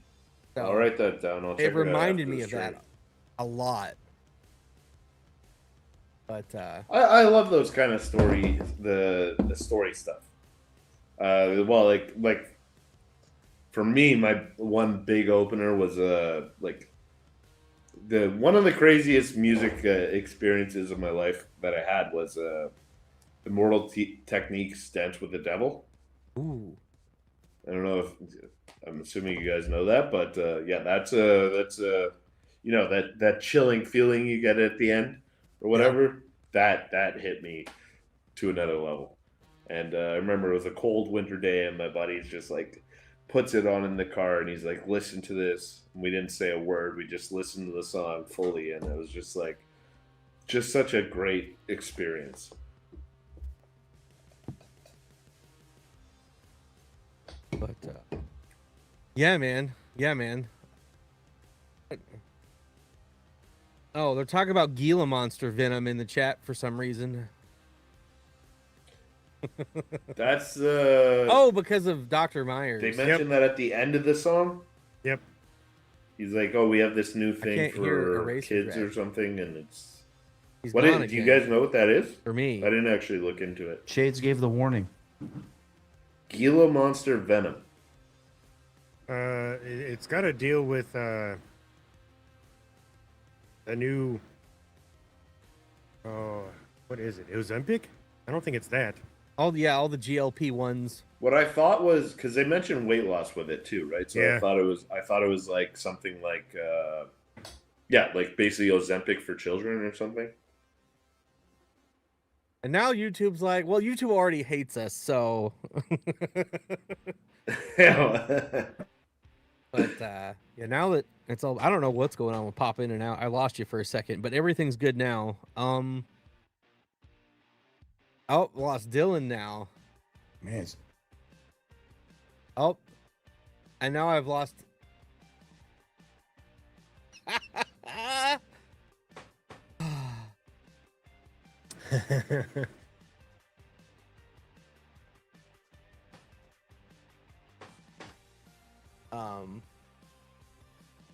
Yes. Oh yeah, because I'm also using an alpha build of his software because he likes to roll out features for me ahead of everybody else to test. So that could be part of it. I'm not in the production build. I'm in the alpha build. So I may have to rebuild some stuff this week. What are you still messing with that? Listen, Mary. Are you still messing with that crypto? Listen, I downloaded something I wasn't supposed to. And instead of being a video file, it was an exe file.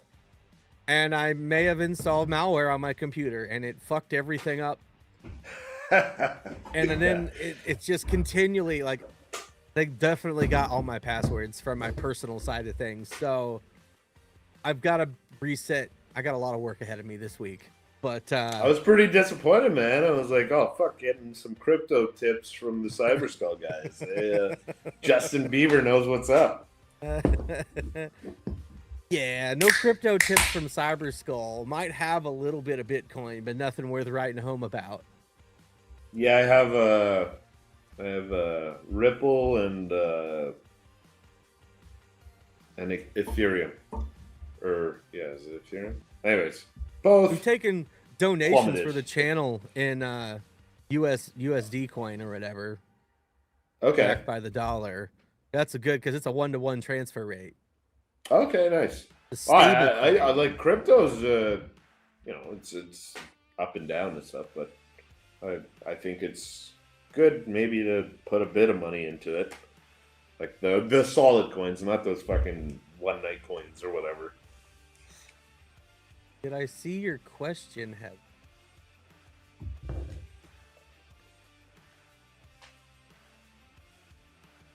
No, type it again.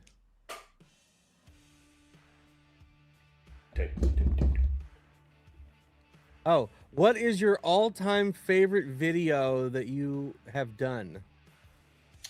Me? Yeah.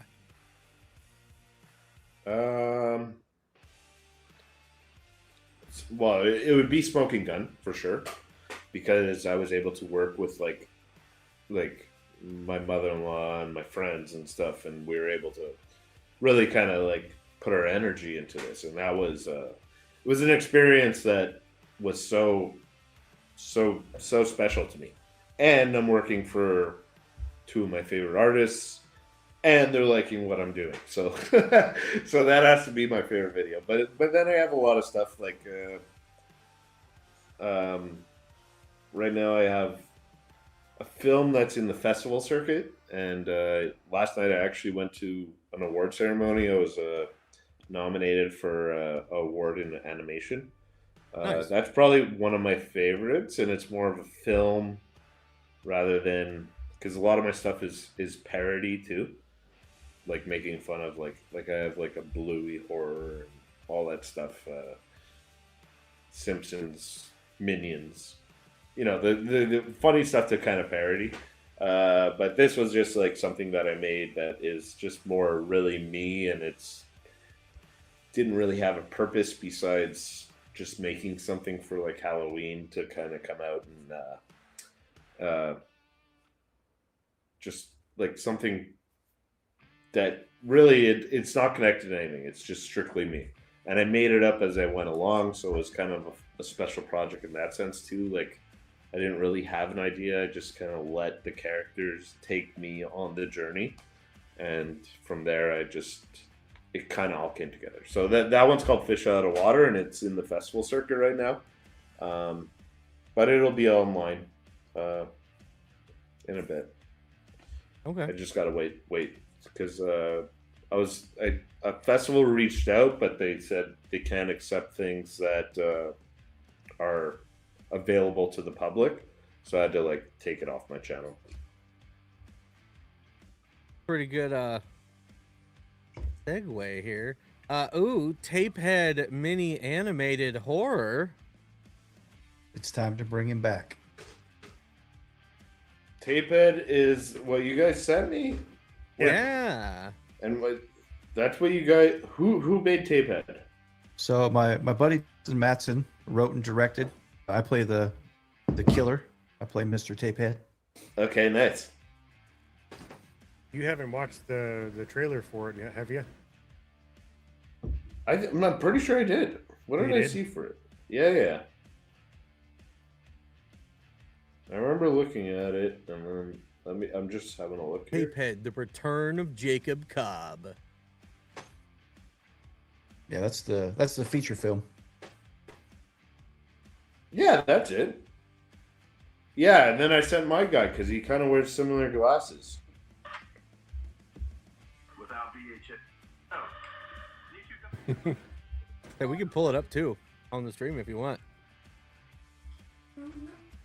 So give me the background of what this movie is. That's you're acting as Tapehead, and it's your buddy who made it. Yep. So he wrote and directed. His wife's the director of photography. And Nice. Yeah, got to suit up, play a 80s style slasher. Yeah, I like the look of Tapehead. That's It a lot looks of fun. dope.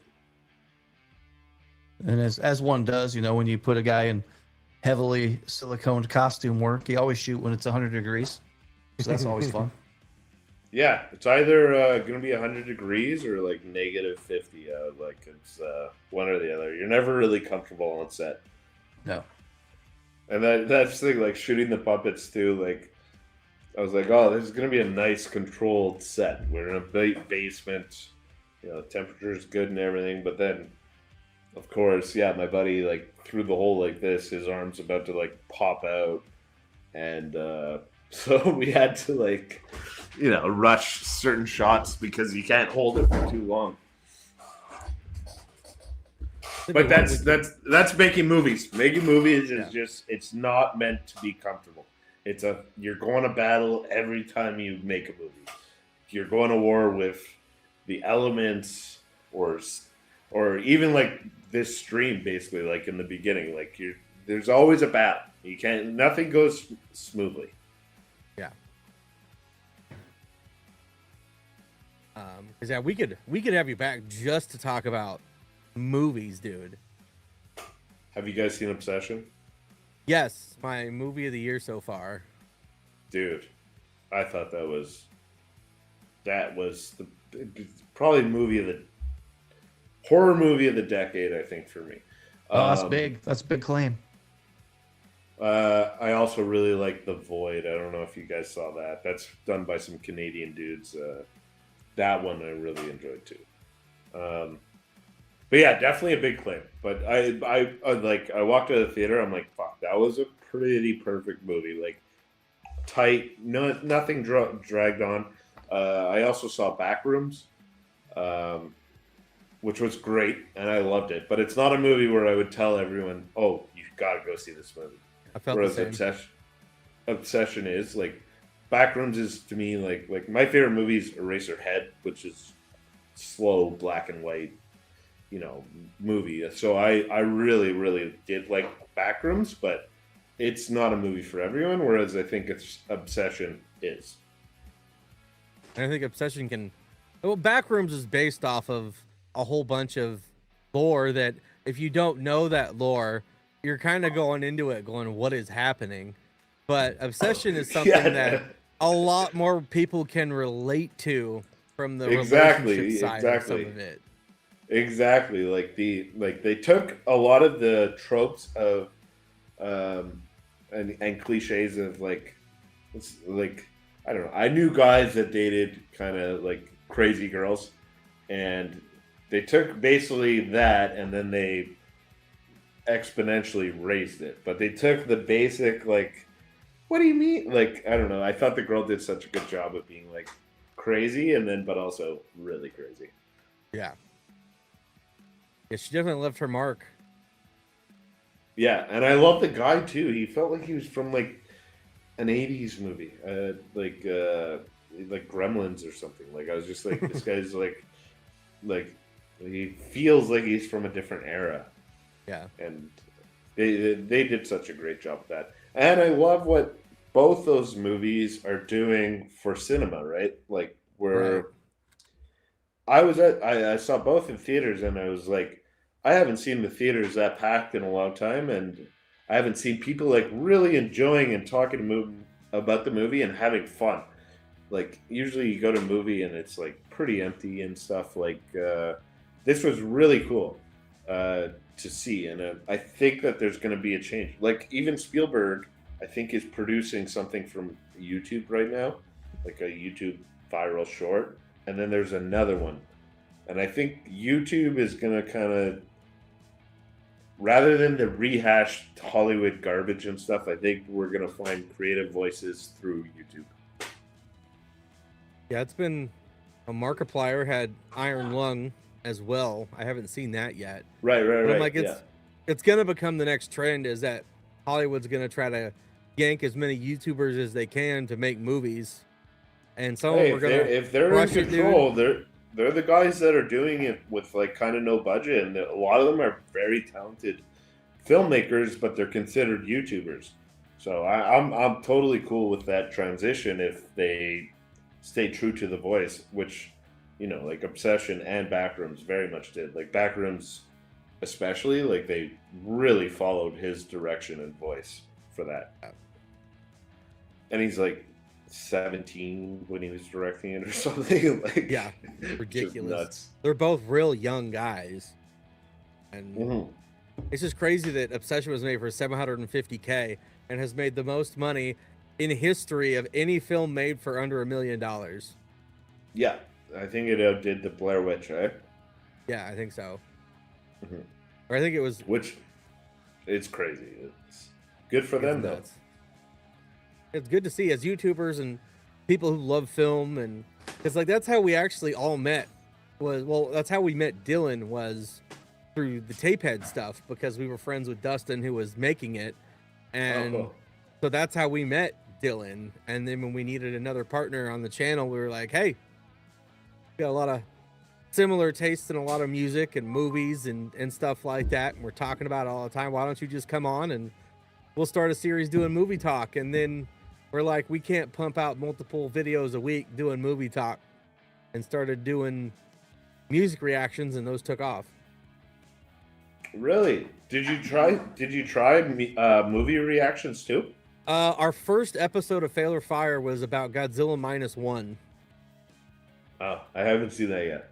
And it's a long, non-spoiler plus spoiler review that was a lot. It was a lot. And we're like, we can't do stuff like this weekly even and keep getting it out. So yeah, I guess it's totally different, eh? Well, first of all, there's so much more to go over in a movie than a song, right? Lengthwise and story-wise and stuff. So yeah, I guess that would be pretty tough. But I actually would love to watch movie reviews from you guys. We've got some past live streams too, talking about movies. We've done Grandma's Boy. We've done Super Tremors. Troopers, Tremors, Blazing Saddles. We went We never and did an Super out. Troopers. Yeah, we did. No, that one got That one was got early. shelved. That Oh. one was early. Well, that was we were going to do a before- Hall of Fandom on Super Troopers, and it never materialized. Yeah. But Hey, yeah, we've done a few things. if ever you guys want to do like a movie dedicated one and want to have me in, like Absolutely. I'm pretty big follower in the horror scene, I guess. But like, I guess I don't know. It's hard to say. Because my stuff is the '80s. That's where my heart lies. I'm a powerful like 80s slasher trivia is like my strong suit. Yeah, well, you could probably even but like even Reanimator, like that's one of my favorite movies as well. Like, I love the stuff from that era. I love the practical effects and the gore and everything. It's just like that really resonates with me. So if ever you guys want to review some weird obscure shit, I'm super down. Yeah, I think you would do well on a panel with the homies talking movies. Oh yeah, the film is more my definitely a more film than music. I love making music videos, but film is like, that's it's what I did for a long time before I even started animating. I was like making short horrors. I made like Fisheye, which is similar glasses to like Tapehead, and I made like. You guys ever watch the ABCs of Death? Yes. I watched that on I think it was on Shudder when I watched it. Okay, yeah. So I had not a segment in the movie, but it was kind of cool what they did. They made so it's A to Z in Ways to Die essentially, and then they leave one letter open for the public, and then you can make a short film, and then the winner gets to be that letter in the actual film. But yeah, so I made like M is for Monkey, and that did really well. It came in at I think like 14th top voted or something, but there was I think over 500 submissions, so I was pretty happy with that. Would have been nice to win, but anyways. But yeah, so anyways, live action stuff is really I made a lot of stuff growing up, more in the horror realm and stuff. I have one called Nomophobia, where it's like a guy rips out a cell phone out of his forehead and stuff, and then the cell phone at the end wraps around his neck and the cord, and then it splits it open. And I got my friend to do practical effects and stuff. Nice. So yeah, that's really my realm, and where a lot of my EraserDread movie talk stream is coming. Yeah. Because we could go for 4 hours talking about movies. Yeah, no problem, man. The one horror director that we bring up with everybody, familiar with Adam Green's work. What did he do? He did Hatchet series. Hatchet, yeah, Hatchet. Yeah. Hatchet's one of my my more favorite modern horror films would be Hatchet for sure. I thought that was so fucking good and over the top, and definitely underrated because not enough people know about Hatchet. That's for sure. Spiral is fantastic. Spiral? Yeah. I don't know.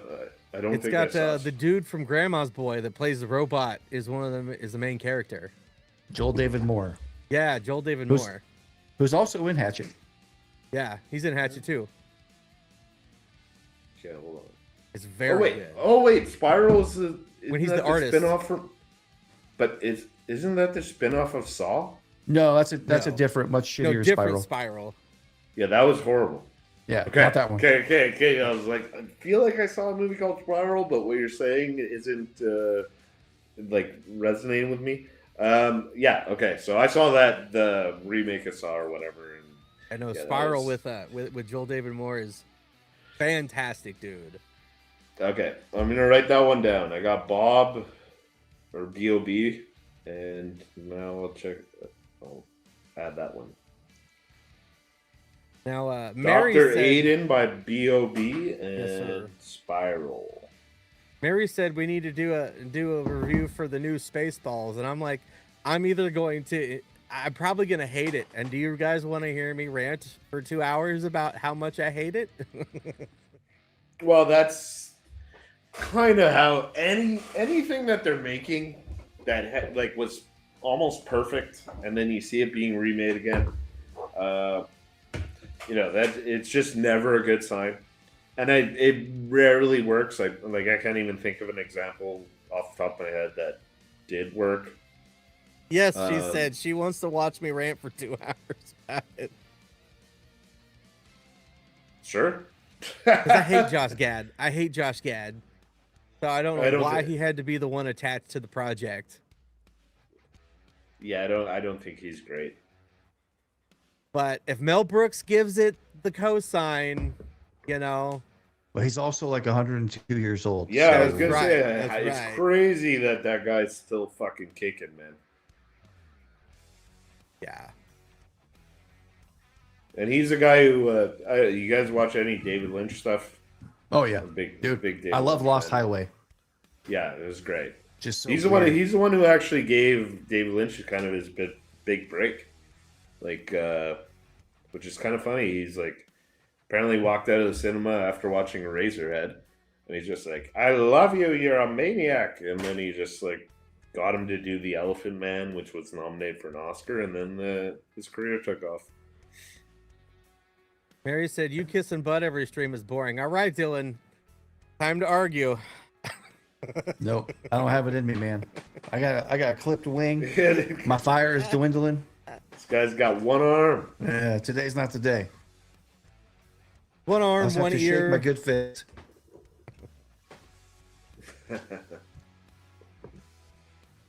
Now, Distracted Heather earlier said, "Love that. It's obvious you love what you do. Passion like that will maintain your upward trajectory."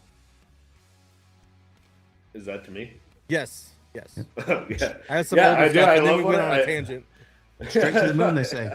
Yeah. I do really love what I do. I love animating, and every project I do is just figuring things out because I don't know. And the software I work in is Blender, right? And there's so many things that software can do, but I gotta figure out a lot of different little things for each video. I'm like, oh, I want this to explode, or I want this to melt. So I gotta really it's a labor of love for sure. Because every video I do is just like I spent 12 hours trying to make like a guy puke, and I tried to do it 2D animation and drawing every frame, and it looked like shit. And then I was like, okay, scrap that. Now I got to do a full day of research to figure out how I'm gonna achieve that effect.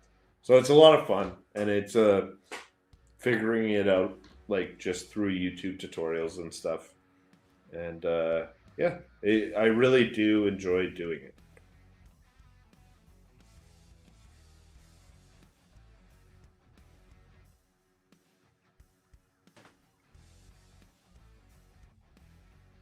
Are we muted? Is anyone? Yeah, he's gone. Are you guys just not now seeing he's back. I could see that everyone else could still see and hear him, so I was just sitting here. Oh, there goes Thundy on my. And now end. I'm going. God.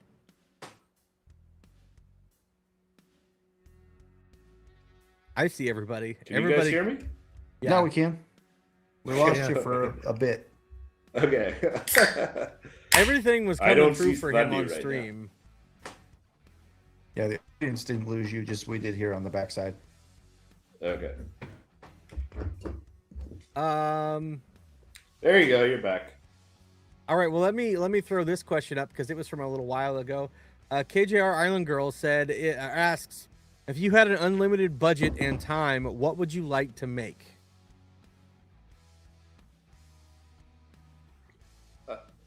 A feature film, which I think I might do. I think that's going to be my next, the next thing I do, because I'm done with YouTube, and shorts are awesome, but I just think what I want to achieve is just a full feature.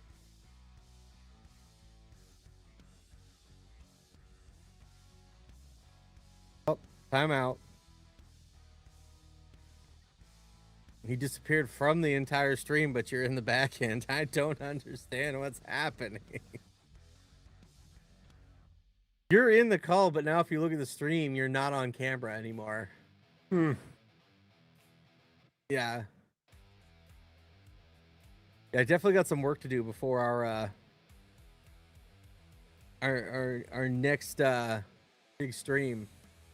Sorry about this. This has never happened. It's always something though.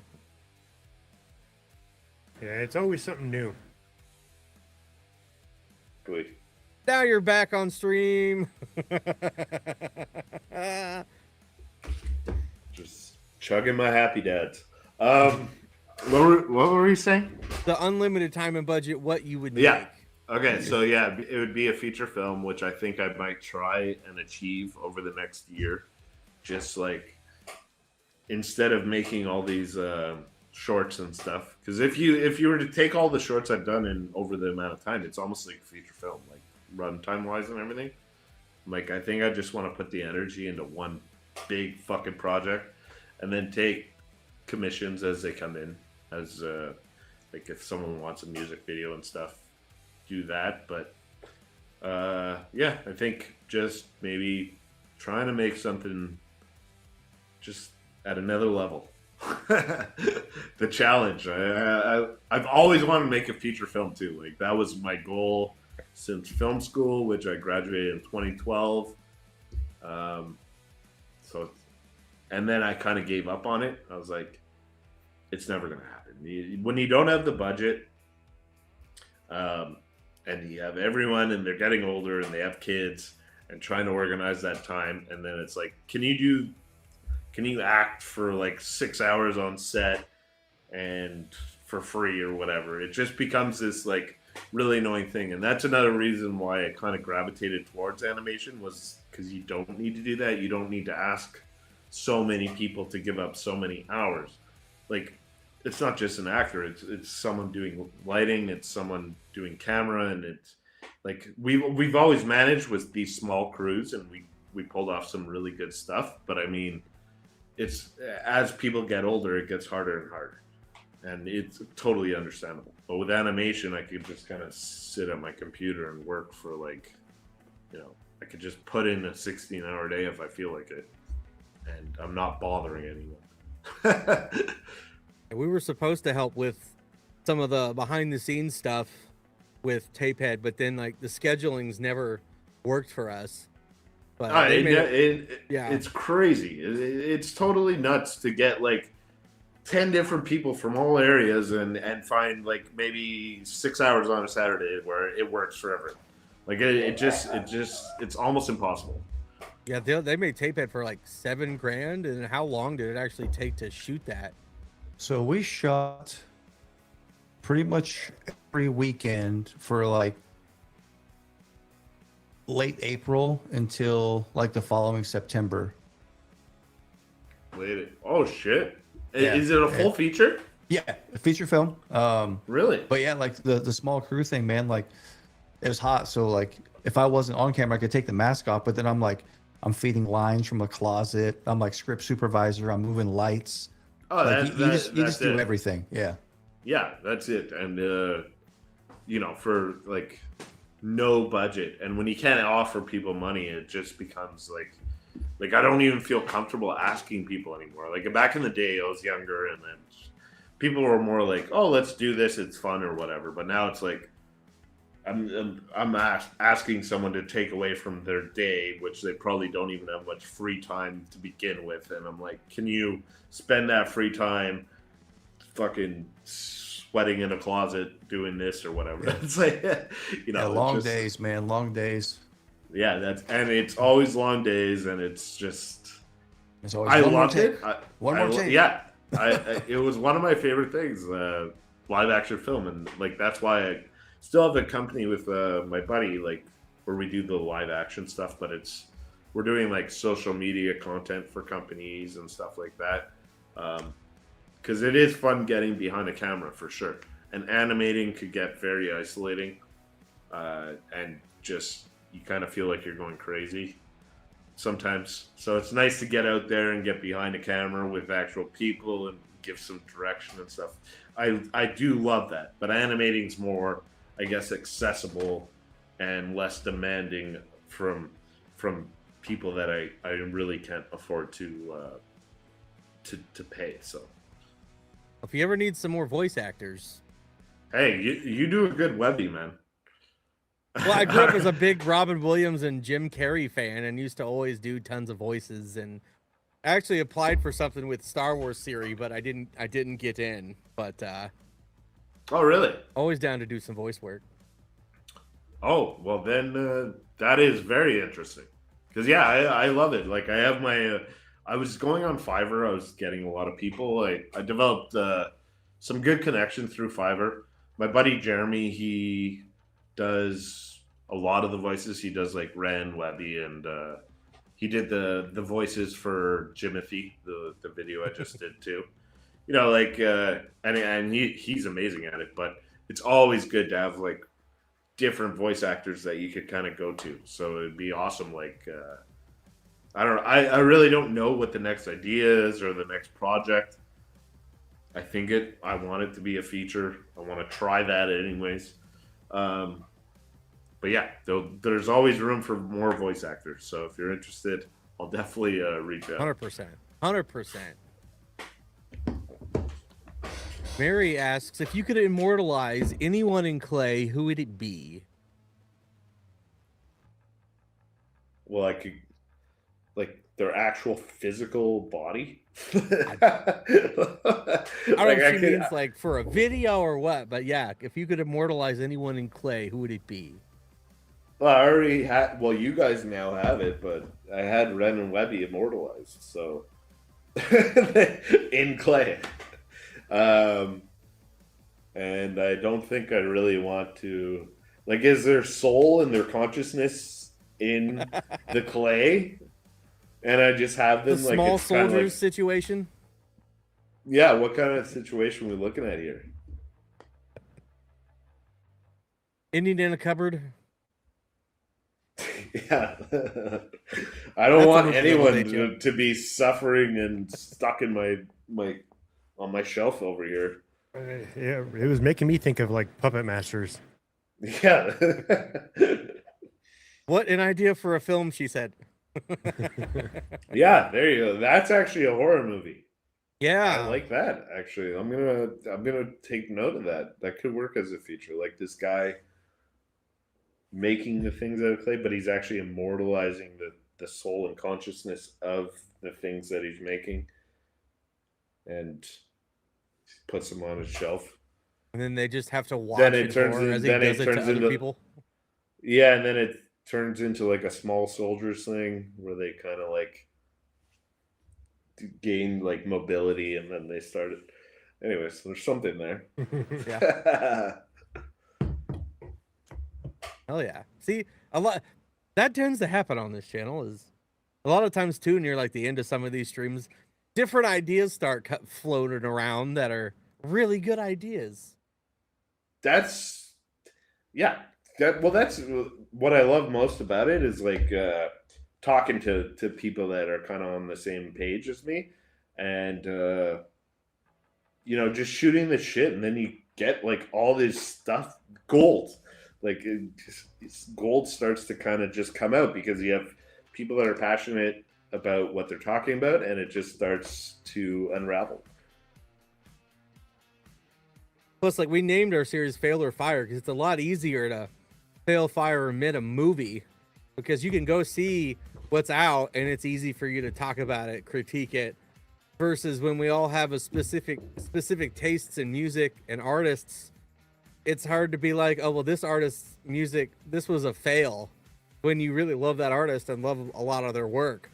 So most of our videos out of the 300 and some that we've done are fires, but when you get the occasional mid or fail, it really stands out. Yeah, for sure, man. And that's it. Like it's kind of hard to, I guess, fail an artist that you do really, really appreciate, right? Because I'm not really big into D&B stuff, so I've midded some Ren D&B stuff, and Dillon loves that shit. So it got real fun doing stuff like that. And then there's been some other things that he's midded that I was like, what the fuck? And that's where you get more fun conversations, is when you don't agree on stuff. Oh, 100%. And that's more fun for the audience to watch too, I think. Like, it's fun to, if you just say everything's amazing and then without, it's better to have like an opinion on everything. And differences of opinions are fun to watch. And that's why we kind of like don't really cover people who are like, can I submit my music to you? And it's like, we hesitant to get into our local scene too with it, because then we're like, well, what if we really don't like something and we like destroy somebody's feelings because we don't like it? Yeah, like, this was tough, terrible, man. bro. Because I don't want to lie, you know. It's a little bit easier when there's Yeah, big I artists guess you that you're could, never like- gonna meet half the time. But are you listening to it like for the first time, like live? Like, so Most of the stuff we cover, yeah, is like a first time listen. yeah, because like essentially, like I guess you could take artists' songs, and if it's not a good match that you're gonna have to just totally rip on, you just be like, it's not a good match. But if you preview it before and you're like, oh, this is good, and we could actually review it, then I think something like that could work. Yeah. So there's a line, and so we first started and we're like, we'll do a bunch of requests, and they were like, how do we have time for all of these requests if we can only do so many videos a week? It takes, not super long. Most of the average length reaction videos for me will take me like 2.5 hours at max to edit and do all the thumbnail and all the extra stuff that goes into it. That's at most. But then some of the Ren and Webby stuff, or some of the Webby stuff or Ren stuff, can take like 7-8 hours on some of the longer stuff to edit. And it's a lot. And I don't want to do it any other way, because like we got a vision for this. We got a uniqueness to it. And we're just like, well, we're just going to be good enough and just cut it and throw it out there. There's a lot of stuff in it that gets cut, from Dead Space to, hey, I gotta take the dog out, or I got a phone call, or a technical issue, or repeating ourselves more than we need to, or sometimes we'll make a statement or a joke and we're like, we probably shouldn't put that in the final cut. And so it takes time to put it all together. Yeah, that's it, man. Like the BTS video that I did for the Impatient Smoking Gun, I cut so much. I can't talk on camera. I can't talk.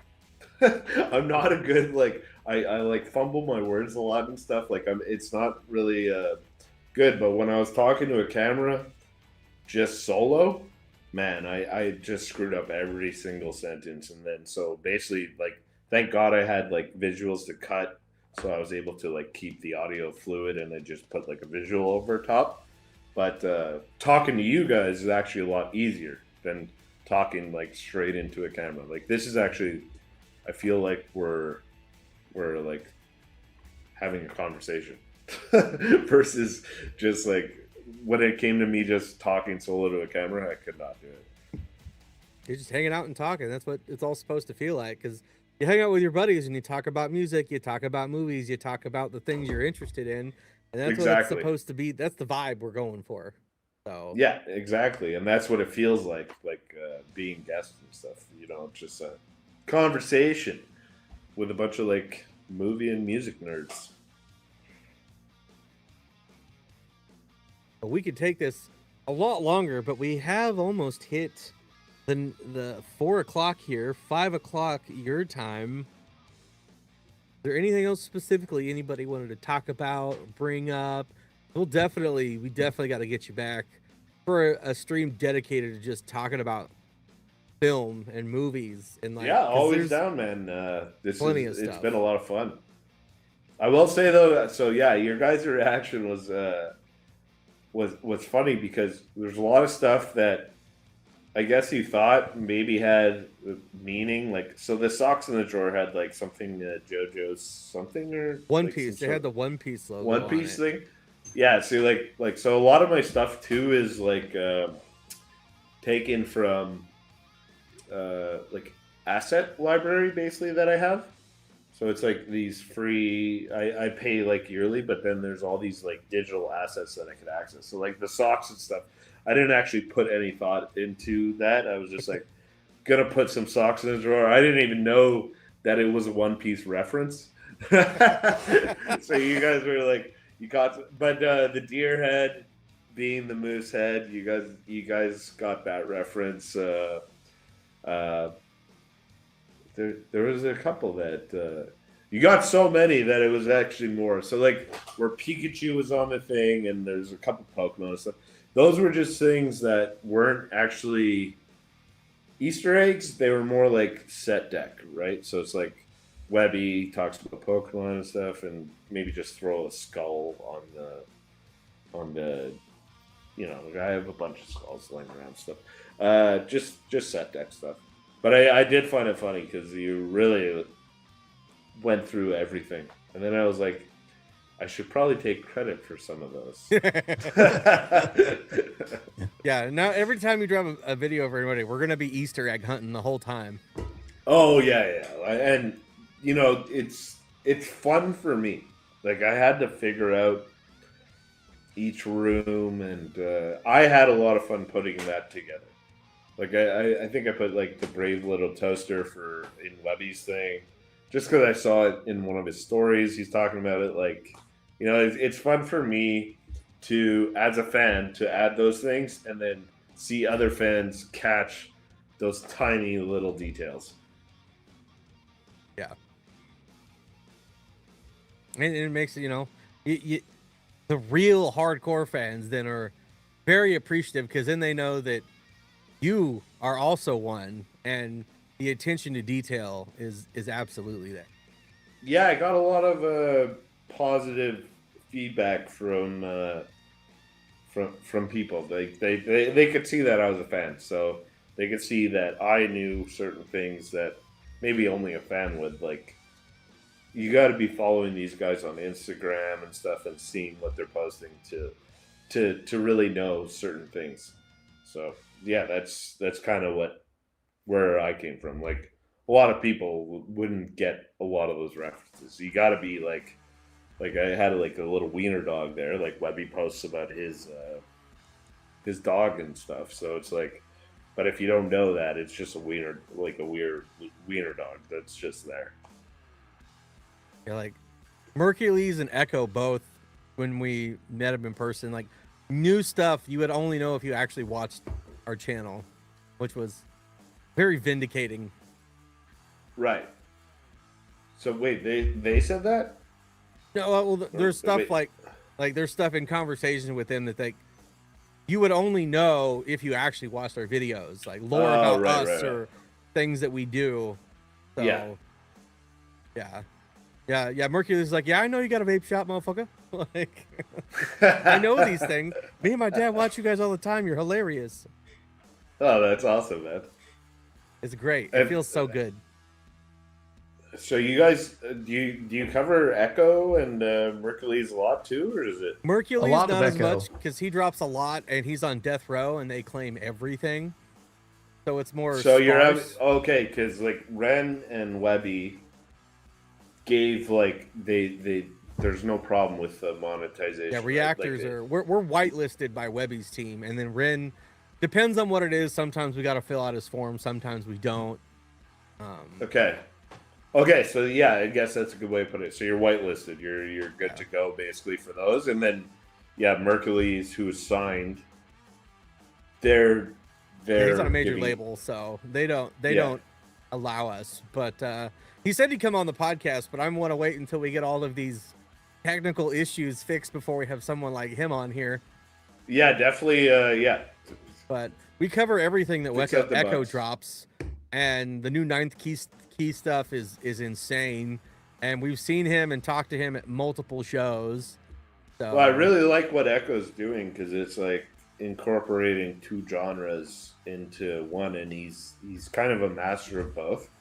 So I've really been enjoying his stuff that's coming out lately. Like I don't know, like that Linkin Park sound mixed with some really good rap and stuff. Like it's a beautiful blend. Our very first music reaction was Echo and Tech 9, Nobody Like Me. Okay. I'm sure I know that one. I just can't think of it offhand. Very first one we ever did was Echo in Tech 9. So we've covered every one he's dropped since.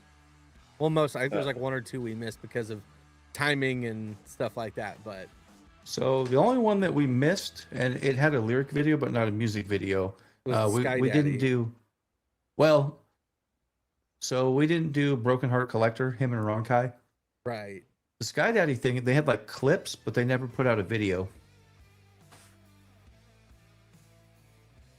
Yeah. But yeah, he like. But I guess mostly you have the videos, right? Like it's songs with videos rather than just like Most of the time, it has. Most of the time, it's like that. Sometimes you got stuff where there isn't one, or there's a lyric video. Like Rin's got stuff where there's like Castles is one. Castles Made of Sand or whatever is one that you can only get off of like an album download and stuff, and so there wasn't a video. Okay. But most of the time, we try to cover stuff with videos because we're also such big film fans that we can talk about a lot of stuff that happens visually in the video a lot more. Yeah, as well. that's it. So, yeah, well, it's the video, but it's fun, like for the audience too. Like watching the video with you guys is, I think, a fun part to it, right?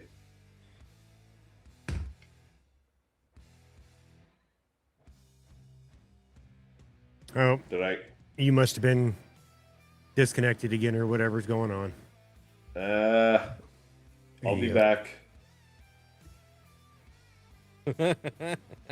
Well, let me know when I'm back. Everything's back. I guess we should just probably call it there then, I think, and then we'll have to have you back on and we can talk about movies and all sorts of stuff. I agree. Hello? Am I back? Yeah. Oh. I'm back? Yes. Can you hear me? I hear you. Am I back? Yeah. Yes. All right, Dillon just disappeared on my end. God damn. All right. On that note, I might disappear for real. I gotta go ice myself up. All right. Well, let's wait. Let's try to get you to pop back in, and we'll sign all this off when everybody's back in. Because you're on camera still, Dillon, on the stream. I see myself. People are popping in and out. I got some work to do on all of this. Got all the comments from yesterday to go through. I got a website to finish. Lots of stuff. It's gonna be a busy week, man. Yeah. Been crazy. Bye, Mary. All right. Well, would you like to let the people know you got anything coming up you want to talk about or promote? No. So I'm working on this video.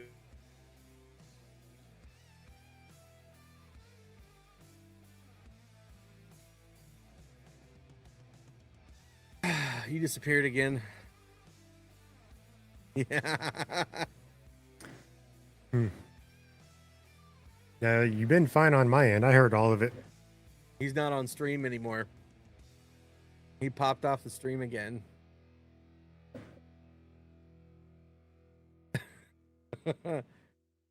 This is ridiculous.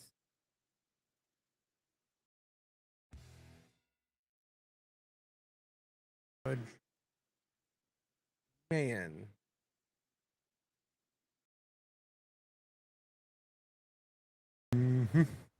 He's back. He's back. All right. Give us your rundown, sir. Okay. Yeah, what I'm promoting now, I'm working for a band right now doing a music video. And I don't know how it's going to be, so I'm not promoting it yet. We'll see if I like it when I'm done. And then, yeah, just I'll have updates and stuff on Instagram. That's kind of where I might, but I guess if you want to stay most up to date, Instagram's a place to follow me. But yeah, other than that, just had a great time on the stream, guys. Hey man, thanks for coming on. I forgot to even update the description and the tags because everything was breaking before I got started. So I will update all of that when we're done here with links to him. Our boy Willzy is dropping links to his YouTube and his Instagram in the chat. There will be stuff in the description later, but go check out our boy EraserDread. It's been great having you on, man. You're definitely coming back. For sure, man. You guys are right up my alley. And I knew that from the moment I watched the Faded with the Stranger reactions and stuff. When I hit your channel, I was like, my guys.